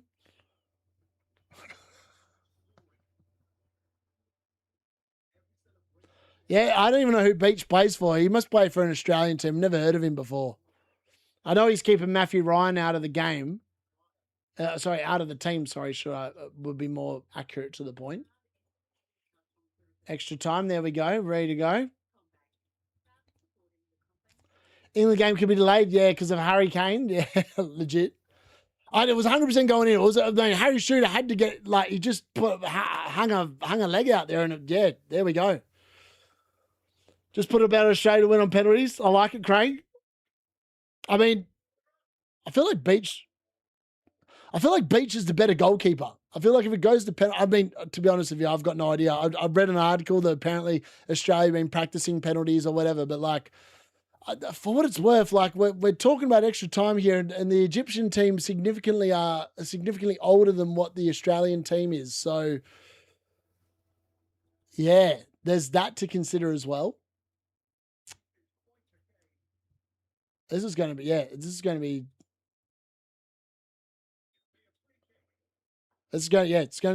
can't believe we're going to extra time.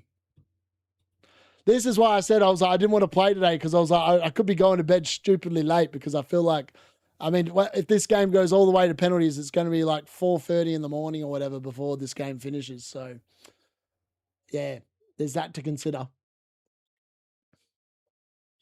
Another entertaining knockout game. Legit. It has been pretty good. Peach plays for Melbourne City. There you go. So he's part of the City group. Maybe Man City might sign him as a Donnarumma replacement. I don't think that's going to happen.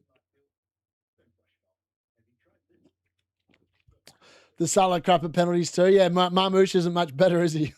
Let's be fair. We've seen Marmoush miss a few penalties too. I agree. I think it's definitely 50-50. It could be an epic shootout for what it's worth. Also, did you see Praz saying that maybe they should have the penalty shootouts at the beginning of extra time, so whoever wins the shootout starts as a half a goal in front, so that way it forces the teams to really go for it, and then whoever, whatever the game finishes on, some team will win because they start on half a goal. I didn't mind that idea, to be honest. I think that's a little bit less cruel, because some players, at the end of the thing, whoever misses, you feel like absolute crap when you've missed that final penalty, don't you? Let's be fair.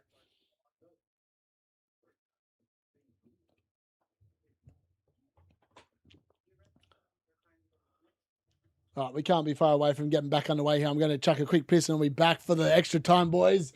Get excited.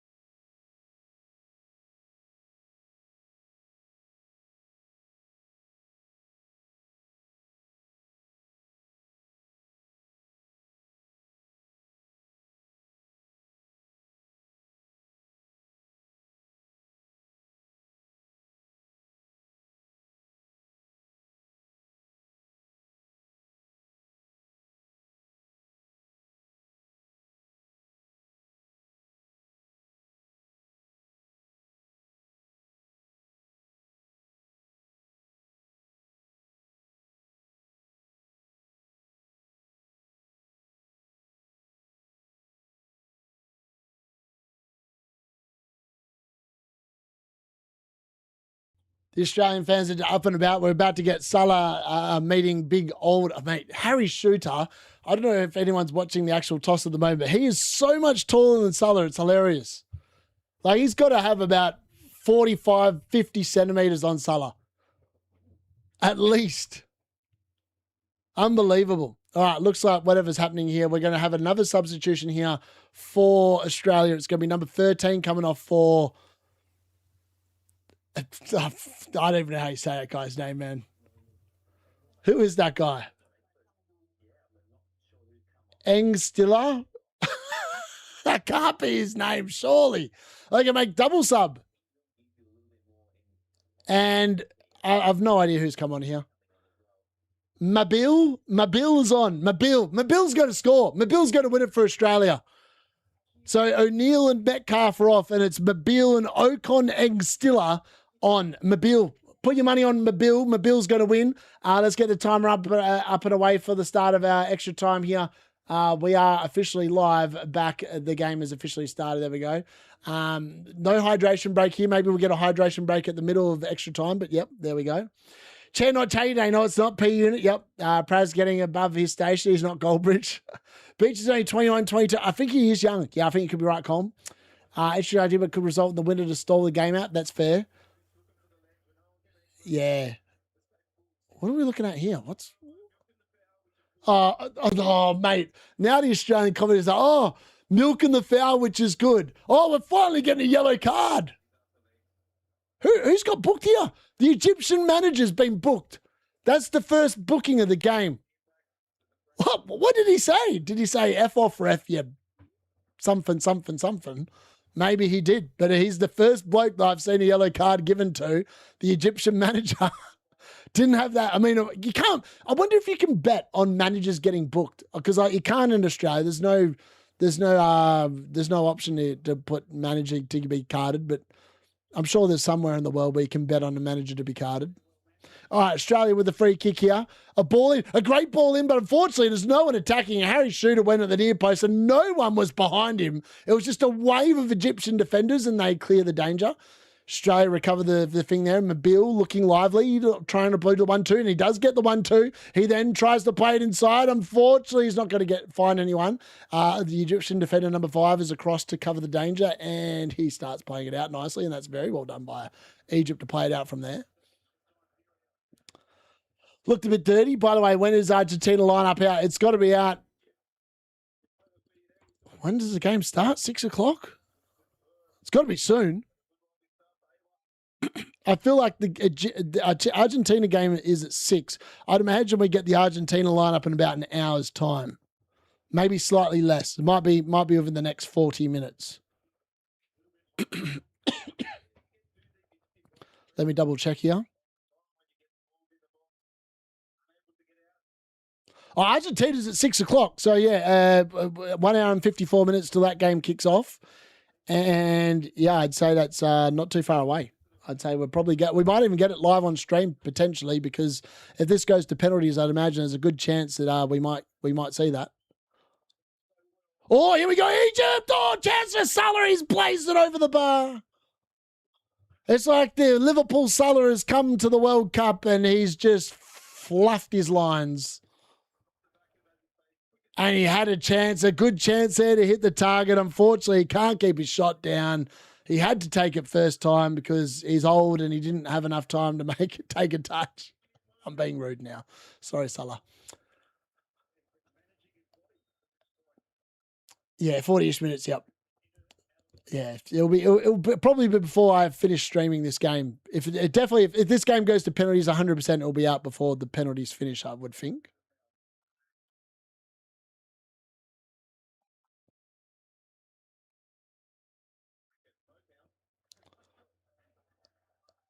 Oh, that guy has been diving all game long. I'm not going to lie. That Egyptian player that scored the goal in the first half, he goes down under minimal contact, and he's very good at milking free kicks. Anyway, he's milked another free kick here, and Egypt have the ball, and they're playing out to the right-hand side.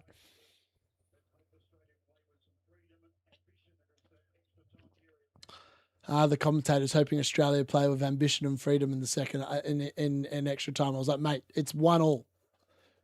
if you really believe they're going to play with freedom and whatever's ambition, you're probably thinking this is a different game. This, I would imagine, would be quite cagey. But you never know. Maybe I'm wrong. I'm not sure.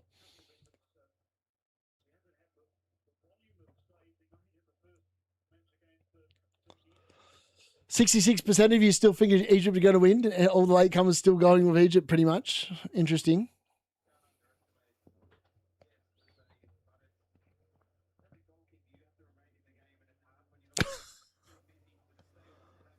Oh, God. The amount of frothing that's going on here about some of the Australian players is cringeworthy. Can Luke Wilshere please shut up and calling them the Socceroos? I don't give a crap. Just call them Australia, mate. Call them Australia. If you want to sit there and be a little bit more Australian, just say, come on, Australia. That's everyone in Australia. They call them Australia rather than Australia. Don't sit there and start waffling crap calling them Socceroos. No one gives a crap. I definitely don't. Looks like it might not be the Socceroos after all. Yes, Cycle, you never know. Mobile,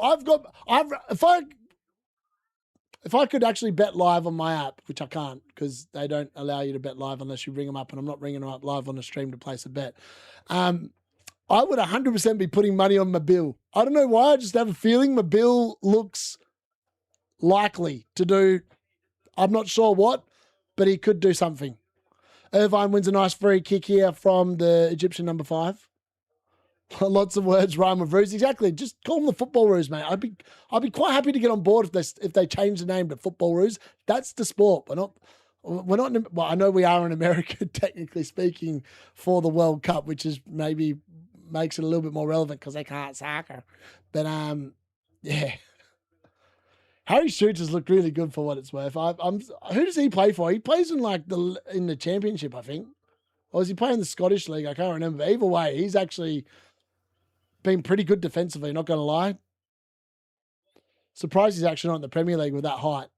Oh, here we go. Ball in behind. Toure runs onto it. Mobile running into the box. Can he find him? Oh, get your pass in, man. Mobile's in. But apparently not. He can't get there. And then the Australian player, Bebic, trying his best impersonation of prime Italian players at World Cups, just runs into an Egyptian player. In fact, he actually runs into knocked out, mate, and goes down holding his face like a... You're winning no fans of that crap, mate. You're not going to get any fans from this channel doing that kind of nonsense. Can't remember Salah doing anything this match. He's not done much. He had that shot just recently over the bar, but other than that, he has I feel like he put the cross in for the goal. Oh, was that someone else? No, he put the original cross in on the free kick and went out to the other side. Then it was a wicked ball in that led to the goal. But yeah, he ain't done much. I'm actually surprised he's still out there because, I mean, maybe he's out there for the penalties and the fact he's the captain, but yeah. You can tell his star has faded. That's the best way of describing Salah, I think. Looks very much like penalties, I agree. Australia versus Argentina score predictions. Australia 0-0, penalty win. Can you imagine the scenes? Honestly, that would be just the biggest amount of jokes. Australia ending Messi at the World Cup. That would be hilarious. I'm all on board that train. All on board. I think that would be epic. All right, Egypt flicked the ball out to the right-hand side. Hosham, whatever his name is, has looked really lively since he's come on here down that side. He does think inside. He gets the cross. Unfortunately, his cross is woeful. And, yeah, mate, that's never going to find anyone. It's found the touch line, and it's going to be an Australian throw-in.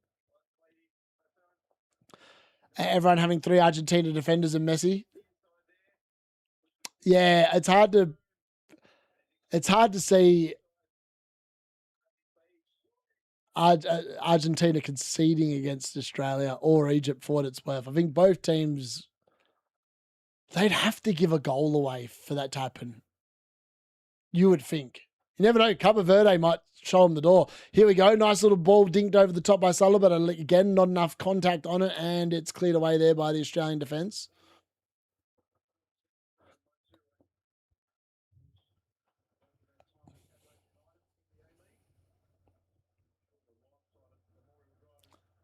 Egypt play the ball forward once again. Trezeguet, who's looked also quite lively on the left-hand side since he's come on without actually producing anything. This is the thing. Hosham has looked, or Hasham, whatever his name is, has looked really good on the right-hand side, no end product. Trezeguet looked really good on the left-hand side, no end product. Like, you can look good, but if you can't produce anything, you might as well be Alejandro Garnacho, who's sitting at home because he's crap. Because he can't produce any end product. That's half the issue. Egypt have a better chance to score, though, in this evidence. Who knows? Yeah. I'm surprised. I actually thought Australia would finish on top here in extra time because they're a younger team. But maybe the fact that they've made a few changes and they're lacking a little bit of experience now is counting against them. I'm not sure, but like, I bet that's almost a foul throw, but whatever. We carry on. The referees never pay them at this level.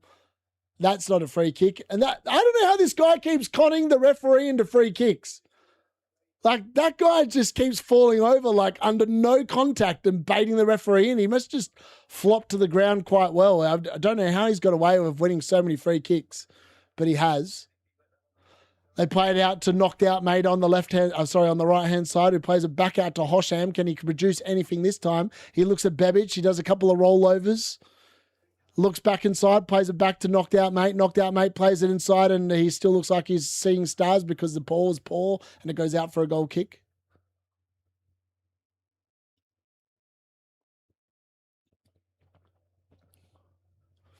Shooter now playing it around at the back, out to the right-hand side. That guy's got to be new, surely.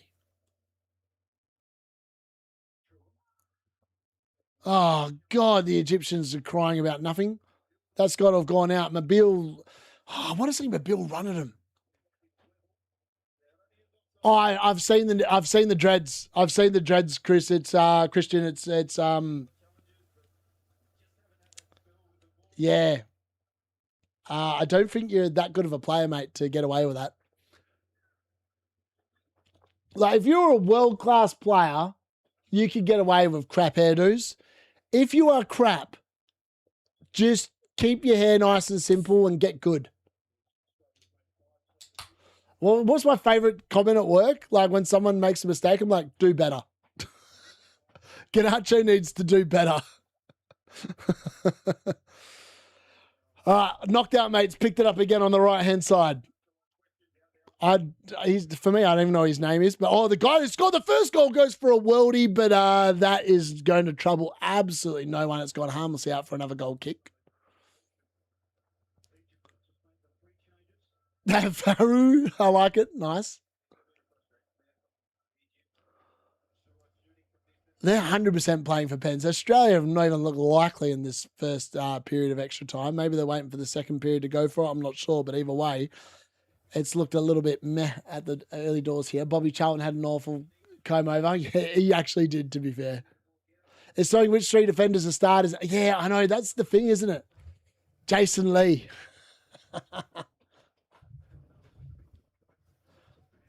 All right, Egypt rise, win the header there. I want to see Mobile. I just want to see them play it out to Mobile and see what he's got. He looks like he's got something, but I'm yet to see him actually run at anyone yet.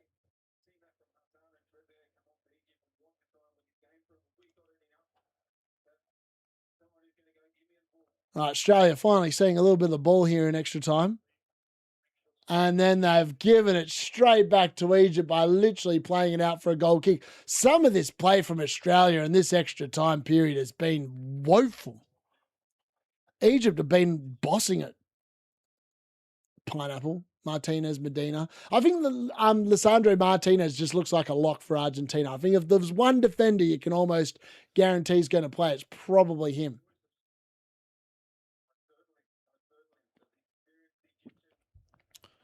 I feel like the experience of the Egyptians at the moment is just bossing this extra time, but they're not creating anything. So it's like, well, you're dominating the ball. Are you actually going to do anything with it? Oh, here we go. Australia. Bebic has got in the way. He's claiming it's a free kick, and it is. It's going to be a yellow card here for Hosham. Or Hasham. Hasham. One of the two. Clear pullback on Bebic, who was away. Professional foul. Finally, the first card of the game to an actual player.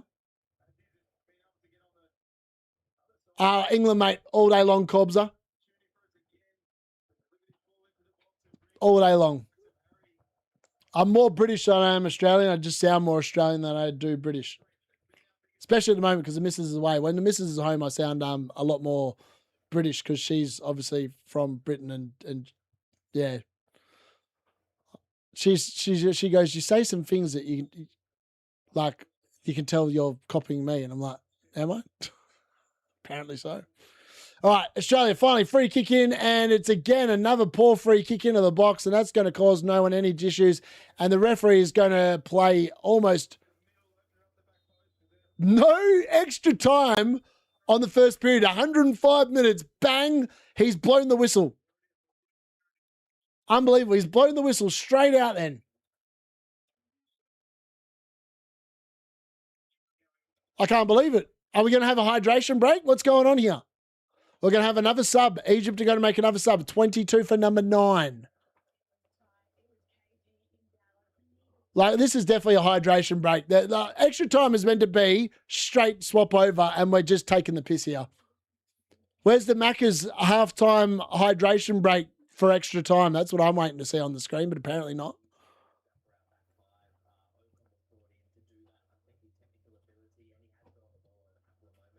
Ruining.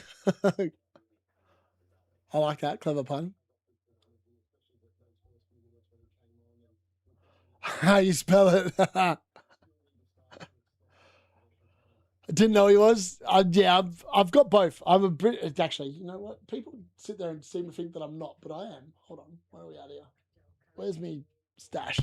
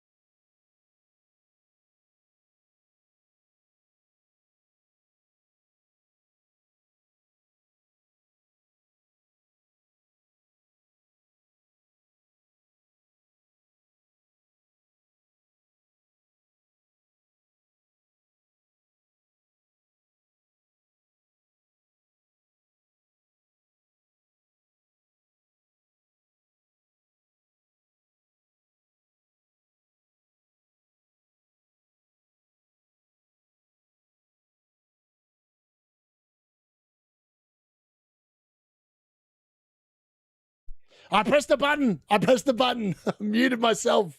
You absolute wally. Mute unit. Mute unit's back, baby. It's a moot point. He does whole lectures at school like this. Speak up. Keep it coming, lads. Keep it coming. Right, Egypt on the counter. That's got to be a foul, and it is. Australia with another free kick. 13 and a half minutes away from penalty shootout. Who's excited?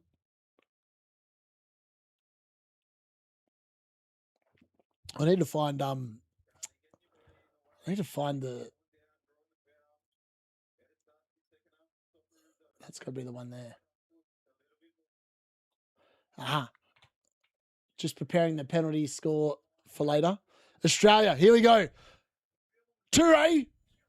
Oh, Mabil had made the run. Toure, that's why he started on the bench, mate. You crap. Mabil was away. Apparently that's not his name, but I'm calling him Mabil either way. His name looks like Mabil, so he's Mabil to me. I'm fine with that. New Year to gangster with multiple passports. I know. It's the reason why Donald Trump won't let me in. All right, Toure, can you find somebody? Who's he kicking it to, man? What are you doing? Look up this. I mean, that's why you started on the bench. He's literally just hit the ball into the box. There's no one there. Like, keep the ball, you idiot. Look up, get your head up. I kind of want him to win, but you're not going to win with crap like that. Suter gets his big frame in the way yet again and wins another header. So that's got to be a foul, and it is. That's got to be a foul. Is that going to be another yellow card? No, it's not. This ref has been so lenient today. How there's not been more yellow cards is actually beyond me. Do the Aussies practice pens if they're intelligent? They do. When would you seriously start planning for FPL? A week before? I've looked at the fixtures and I think Man United look pretty good, but our signing, I mean, if we don't sign any midfielders, far out, deflection almost caught Beach off guard, but he does get in the way and prevents it from going in. Yeah, in terms of FPL, I've got no interest thinking about it until, I'm going to make some content of it on obviously once the game launches, but I will not be doing 5 million updates of my team, my updated team when I've changed a goalkeeper or whatever it is. And I won't be unlike every other content creator, I don't use our AI algorithms. So my team will actually be the team I think will bang points.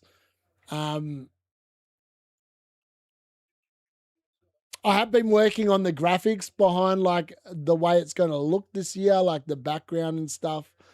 Outside of that, I've not thought about it at all. I'm just hoping they bring in manual subs. If they bring in manual subs, watch out, because I'm going to be the best content creator out there if manual subs come in, because I've always played with a really strong bench. I don't play with dead spots, so it's just going to increase my ability to score points. So I'm just kind of hoping that they see the light of day and realize how much more fun it is to be able to change your captain and stuff like that, because then all of a sudden my rogue picks are going to look a hell of a lot better. Hosham down the right-hand side does not do anything. He's had no end product since he's come in. He's looked threatening every time he goes down there, but no end product. What's the referee waiting for here? Don't know what we're waiting for there. Either way, a knocked out bloke's going to take the throw in. The Germans don't anymore. Legit.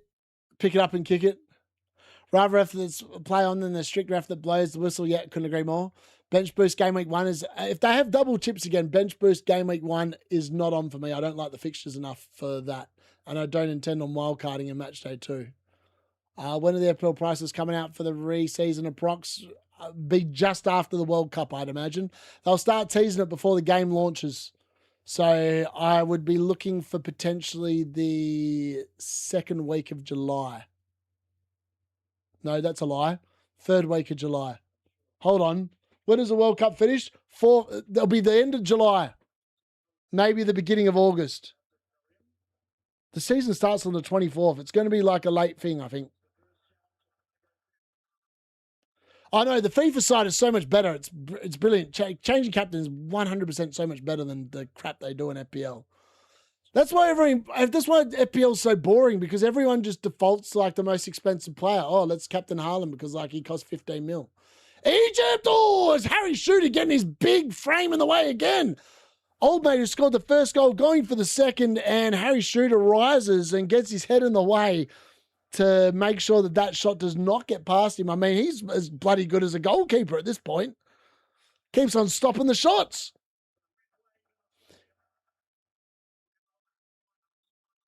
Salah, Boyd. Oh, I thought there for a second there Egypt had run the header, but it's not. I think it's Harry Shooter again with a clearing header.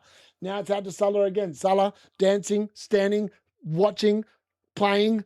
Hasham keeps it in. Another corner for Egypt.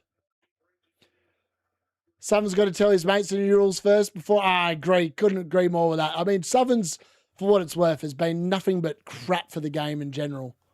Like, you know what they need to do? They need to bin off the DC. If they want to add in crap like that, just add in 3 tackles equals a point. Everyone can get on board with that. You can see the tackles live in game.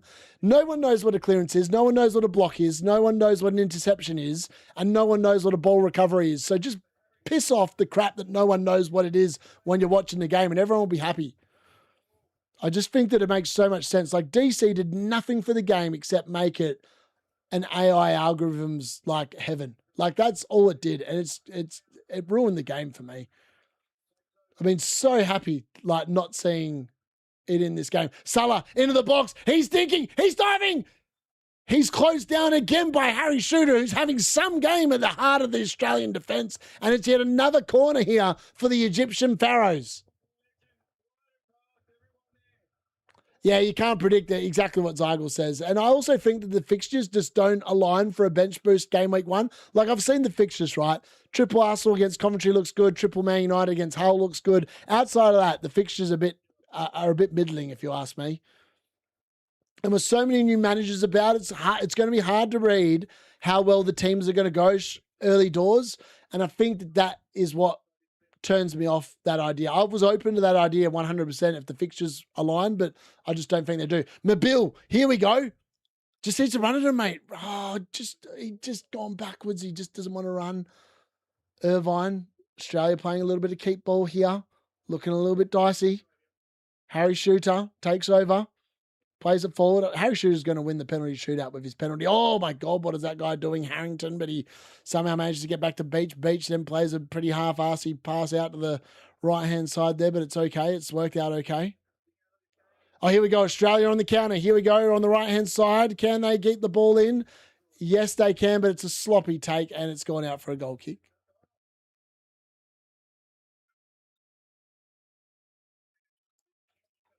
There's no way that's a corner, mate. These commentators are so biased. It's clearly a goal kick, you idiot.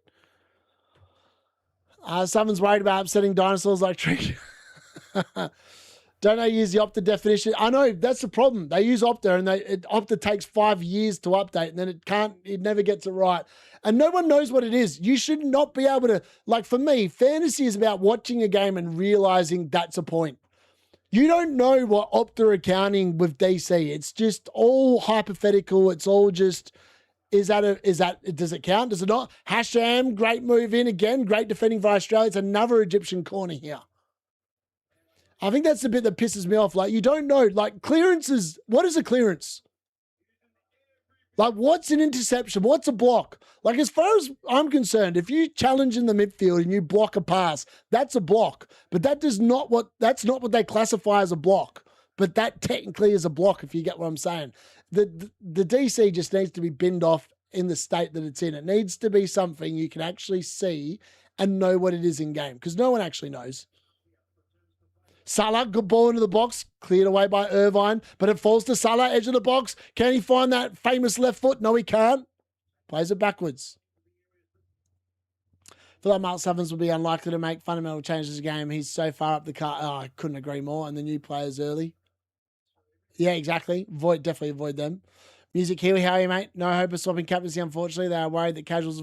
The thing is that they're worried about casuals folding early. It will actually keep the casuals involved. Like, imagine, like, casuals are like me a little bit, the way I play. I chase the points. If you're captain blanks and you're like, I want to play it on someone else, do you think a casual's going to do that? The answer is yes. Casuals are all about picking the players that they like and chasing points that way. Like, there is no way that our argument sticks. Like, casuals love it. Like, that's why FIFA is, like, this game is being enjoyed by so many people, because they can actually change their team. It's not locked and loaded. It's just Mark Southerns knows that he's going to be crap at the game. And so will the cartel if they bring it in, because then they won't be able to bring in Mark Guiu as a 15th player so they can just dead spot the team. That's what it's all about. That's why they won't bring it in, because the cartel don't like it. And they don't like having a good bench. Yeah, bonus points are 100% for Ghazi. Trigger's a legend. He seems to enjoy the... Yeah, Trigger's enjoying the FIFA game for what it's worth. 100%. That's because it's a good game. Like, the scoring makes sense. You get more points for a clean sheet, so you're looking for players that are going to keep clean sheets. Goals are worth more for forwards, which makes a lot of sense as well, because they should be worth more than 4 points, let's be fair. I just think that the FIFA game is just... The points are so much better. The way they scored, it just... They leave the FPL game for dead. Like, this is what fantasy games are about. It's about fantasy.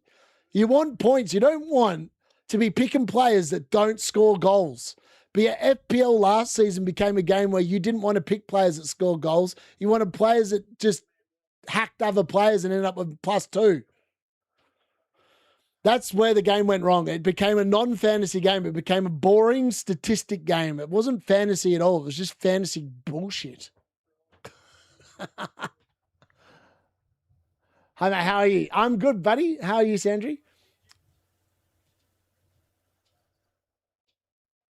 I don't mind your team. It looks pretty good. Argentina lineup's out. Is Medina in? Does Medina start? Anyone know? Someone provide me the info. Do I need to bring Medina in for Douglas Santos, or is he staying on my bench and I'm bringing in Munoz instead?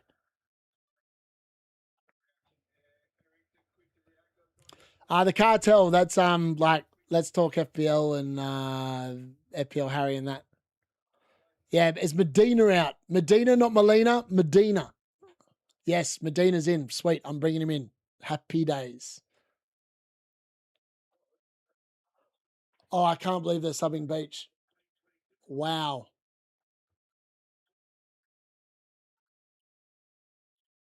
Why are they taking Beach off? That dude's been unreal. This is a horrendous decision.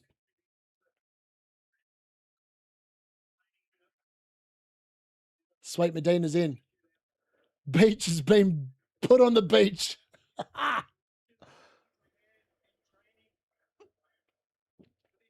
My other question is, should I sub in Munoz for Yamal? Yes. If Munoz starts, yes. Well, you've got to wait for that lineup though, Sandri, because there's a chance that Munoz might not start. So I would be waiting until those lineups come out before subbing. I can't believe that. Oh, that's a foul? Surely that's a foul. And it is. Touré's down holding his leg like a little bitch. I don't think Matt Ryan's any good at penalties though, because he got subbed off at the previous World Cup. Oh, that's a bad tackle. That should be a yellow card. It's straight. It is a yellow card. I was like, that is a bad tackle. Definitely a yellow card there. 7-foot goalie coming on. Didn't Bro carry versus Turkey and they sub him off when I don't understand. I'll be sleeping. Fair. Bench bailed. Imagine running a fantasy game that encourages people to pick Mark Guiu instead of actual players. 100% agreed. I don't think Salah will score his pen. Sabre's coming on here as well. We've got 1 minute of injury time here at the end of extra time. 100% this is going to pens. Unless Australia produce a moment of magic here, it's going to pens. So Sabre's going to come on here for, I'm assuming, one of the Egyptian defenders by looks of it. Thoughts on getting in Lautaro for Balogun? Don't mind it, particularly if Argentina progress. I don't remember Ryan Savvy getting pens either, to be honest. I can't believe the Beach has been subbed off. Like, he's been so good today. He's made some amazing saves. Like, why would you bring in someone that's done piss all for 120 minutes versus the bloke that's been in for, like, I don't know. I've never known Matt Ryan to save penalties, but hey, I don't know anything. I'm not the manager. Maybe he knows something I don't. Yeah, but he didn't start the third game against Portugal, did he? Oh, Chancey! Oh, it's got to be at the end of the game, surely.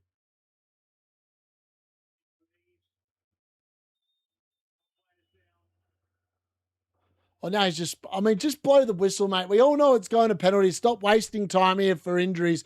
We're going to bring people on to look at the injuries, and then you're going to blow full time anyway. Why the hell are we waiting for that to happen? I agree. Beach 100% should have stayed on. I thought for a second that Australia could have won it right at the end there, but I don't think that, yeah, that's just the way it's gone down. I don't know why he's just not blowing the final whistle here. We all know this is going to pens. Oh, Australia got there as well, and unfortunately then what happened? Like, they all went down after the fact. Just blow the final whistle. Be done with it. We know we're going to pens. And we are, that's it. He's finally blown the whistle for extra time, the conclusion of extra time. We're done. We're going to penalties, boys. We're going to pens. Unbelievable.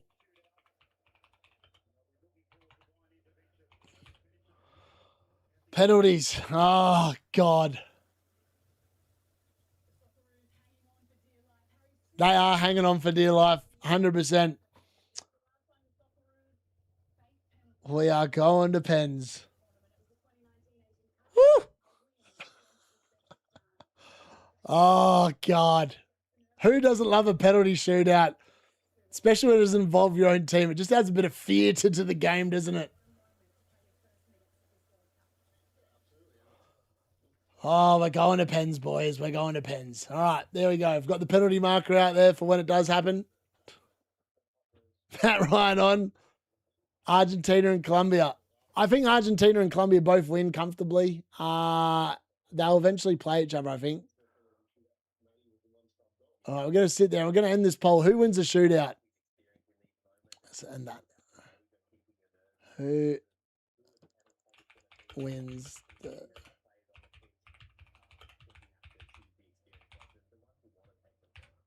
All right, let's see.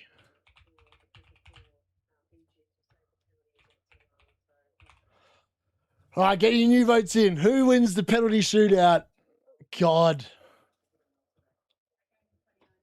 I don't even know who's good at penalties. I mean, well, it's going to be interesting to see. It's going to be interesting to see. If I was Aussie, I'd be a nervous wreck right now. Come on, you suckers.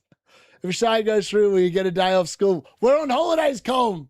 We're on holidays, mate. No more work for me for the next 2 weeks. So we're going to do a lot more live watchalongs because I'll be able to stay up and do them. So this is the first of hopefully many during the knockout stages. I'm not going to be doing the other 2 games now. I think they're going to be quite boring. And I've just done the Australian one because I was like, everyone's like, you got to do an Australian watch-along. And I'm like, well, okay, let's do one. And here we are doing one. They're currently watching Australia penalty takers on a laptop for the Egyptian team. Okay. It's one way of doing it, I suppose. Matt Ryan, I mean, he's done F all this entire game and he's come on for a penalty shootout. I just don't know. Penalty shootout, Kunji must be frothing. I couldn't agree more. Vacation unit, mate. I'm 100% on vacation. Loads of holidays. Yeah, can't wait. I mean, I need the holidays, mate. It's been a tough term. I've done 11 weeks in a row. It's been a slog. The last couple of weeks have been an absolute slog. So I'm looking forward to a bit of time off. When Aussies hot pens, they always come back. They should add points for penalty shootouts for FIFA FPL. That'd be pretty good. 100% hit, sorry. I hit pens. Yeah, I agree. All right. We got Harry Shooter. I reckon, for what it's worth, if Australia win the shootout, Harry Shooter's going to win score the winning penalty. So Matt Ryan came on and is now the captain. What? Okay, whatever. I don't understand what's going on here. Just tuning in for the emotional drama. Good luck. Cheers, Panic. Ryan is captain now. Bizarre. Anyway, Ryan's a little bit shorter. Harry Shooter should be in goal because he's way taller than Sulla. He's taller than Matt Ryan. All right, Sulla's picked the way that they're going to be kicking. It's going to be down to the right-hand side in front of the Egyptian fans by the looks of it. Sulla gets the call in the next one, and it's Sulla again, and they're going to,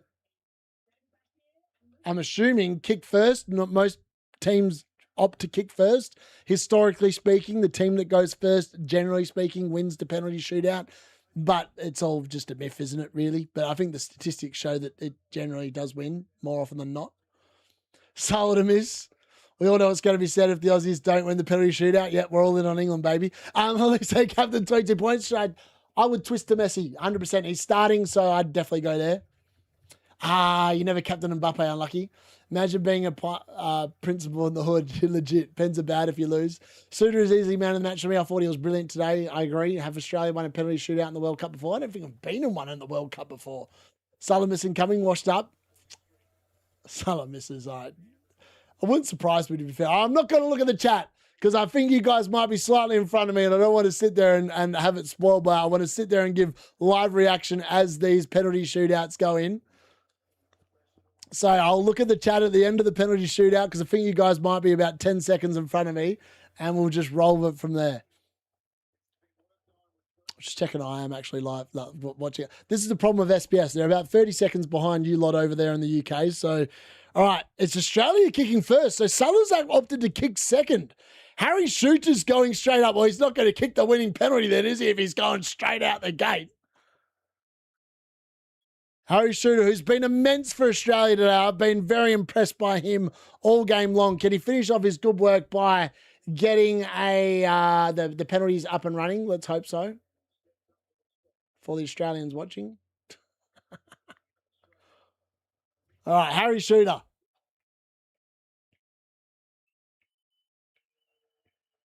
The referee, I mean, he's having to wait a little while here. The Egyptian goalkeeper is quite small, it has to be said. I think if you put in the corner, he's not going to be saving many of these because he doesn't look the tallest. Harry Shooter's got that look of determination on his face. Can he give Australia a 1-0 lead here? Decent run up. Oh, he's done a Gabriel and it's gone miles over the bar. Why on earth is he taking penalties? This is why you don't let defenders take penalties. What on earth was that? That's a horrendous start. And they said they've been practicing penalties. What on earth has he been practicing? Putting it into Rose Head. Oh, it's not. That's. I mean, the fan holding the blow up kangaroo is just thrown it away. Like what the? That's horrendous. What a horrendous start for Australia. What was that penalty? That was criminal. All right, Matt Ryan, can he prove his worth? Can he prove why Popovic subbed him on? I mean, I would not have subbed him on if it had been me, but that's a story for another day. All right, it's going to be Sabre, who just got subbed on to take this penalty kick. The first one for Egypt. Can he give them a crucial 1-0 lead here after the first lot of penalties? Oh, Matt Ryan goes the right way, but unfortunately it's a great penalty right into the side of the net there, and it is 1-0 to Egypt after one penalty each. I mean, Harry Shooter, Matt Ryan went the right way. It was just a fantastic penalty.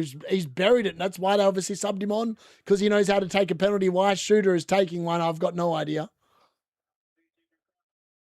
All right, it's going to be Irvine next for Australia. I mean, the pressure's already on because he can't afford to miss another one. Otherwise, they are absolutely cooked. They're going to be shrimps on the barbie.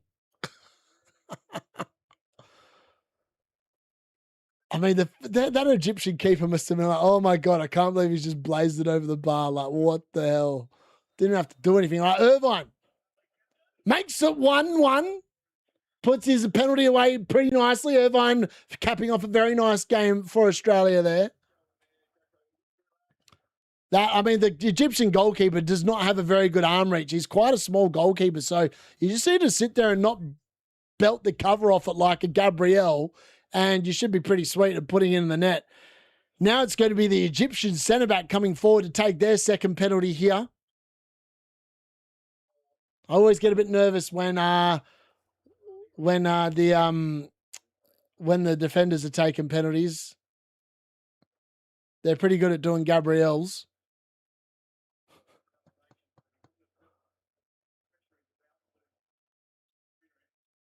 All right, who's this guy? Number 5. What's his name? Someone. Matt Ryan, can he produce some magic for Australia? No, he cannot. Goes the wrong way. Egypt back in front, 2 goals to 1. Or 2 penalties to 1, sorry, should I say. Pressure back on Australia here to sit there and get the next penalty. Egyptian fans frothing at the mouth.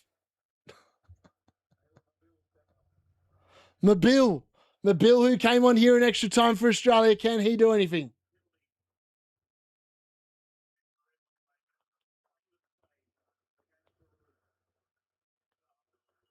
Matt Ryan's not going to save a penalty. I'm pretty confident about this. That Egypt will have to blaze one over the bar in order for this to continue on, I think. All right, Mabil. I don't like the run-up. The run-up's very short. This screams miss. Oh, no, he's put it away nicely. Sends the keeper the wrong way. 2-2. Egypt, can they regain their advantage? I mean, he's just literally taken a 2-step run-up. I mean, that's normally fraught with quite a bit of danger, but Mabil puts it away, and I said that he looked pretty good, but just didn't send him away. Now it's Mo Salah. Mo Salah's taken the 3rd penalty. That's interesting, right in the middle of the shootout. Okay. Doesn't want the pressure of the final kick, obviously. Everyone said Mo Salah's going to miss his penalty. Will he miss? I don't think he does. I think he goes bottom left for what it's worth, so hopefully Matt Ryan dives to his right.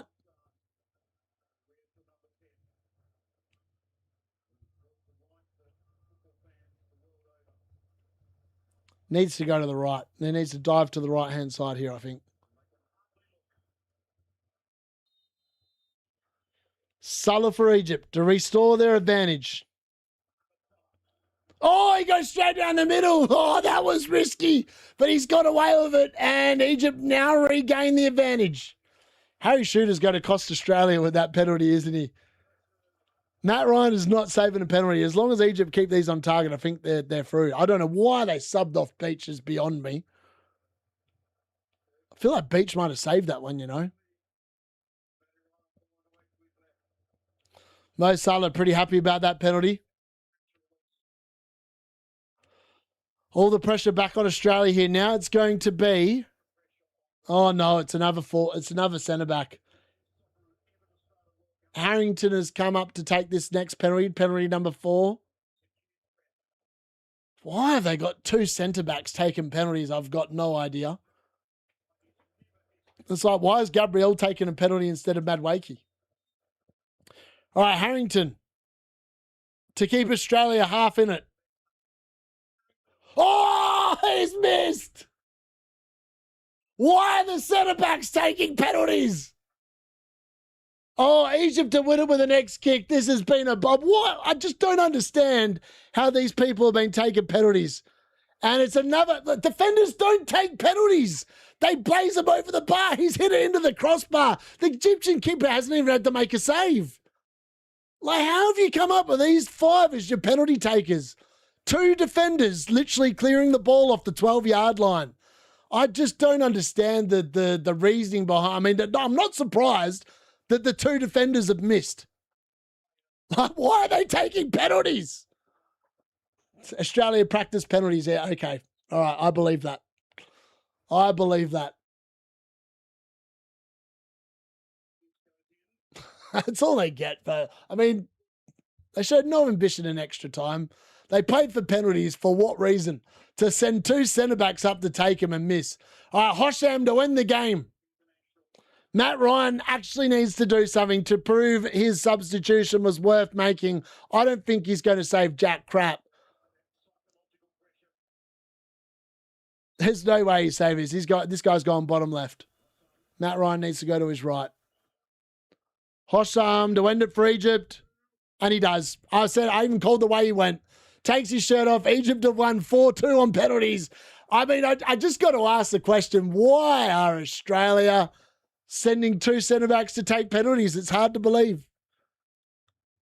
Like, why is Harry Shooter and Harrington centre-backs taking penalties and both of them didn't even hit the target? Why did he remove Beach? All these valid questions.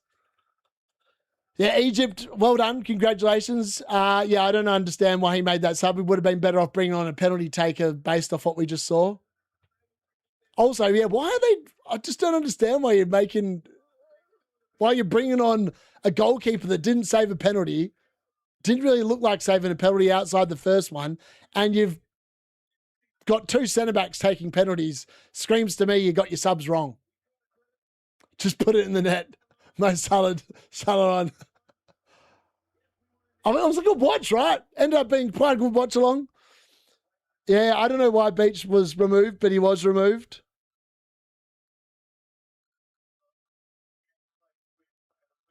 Well, they're going to keep waiting for a knockout phase win if you take penalty shootouts with two defenders taking them. Like, I read an article. They practice penalties. You practice, like, I just don't understand. You've got a Harry Shooter who's 6'6" taking a penalty. What do you think's going to happen? He's going to miss. That's what's going to happen. Yeah, and Matt Ryan has never been good at penalties, ever. Yeah, and I was a centre back and never missed a penalty. Yeah, in fairness, I had a couple of centre back friends that I played with that were really good at penalties, but these guys did not look like they were good at penalties. Egypt through to the round of 16, where they're most likely to play Argentina, who kick off in an hour's time. The lineups are out for that at the moment. I am having a rest, is what I'm going to be doing. I don't know if I'm going to be doing the Argentina game. It'll be a last-minute thing if I do. I just think that I need to do the Australian game because of the fact that everyone wanted me to do an Australian one. But Medina does start, so I need to go and sub him into my team. I need to sub Messi into my team as well, who also starts. Good luck. Currently on 112 points. I'm going to hopefully be on a bit more. I've got Martinez, Medina, and Messi playing in the next game. And I'm a romantic music. I think Ronaldo and Portugal, still got to go with that. I've still got them winning my bracket. That's what I did. But yeah, anyways, thank you very much for joining. Smash a like on the way out. Hopefully you've enjoyed the call. We'll be back doing some more watch-alongs over the next few days. We'll be back with a deadline stream later today or tomorrow, depending on where you are in the world. So keep your eye out for that. There'll also be a video dropping after the last knockout game today with everything that you need to know ahead of the deadline. So if you're interested to watch that, that will be out shortly. But we will not be doing an Argentina watch along at this moment in time. But yes, thank you very much for watching, everyone. Hopefully you've enjoyed it. I'll see you all later today or tomorrow, depending on where you are. D-Unit out. Unlucky Australia.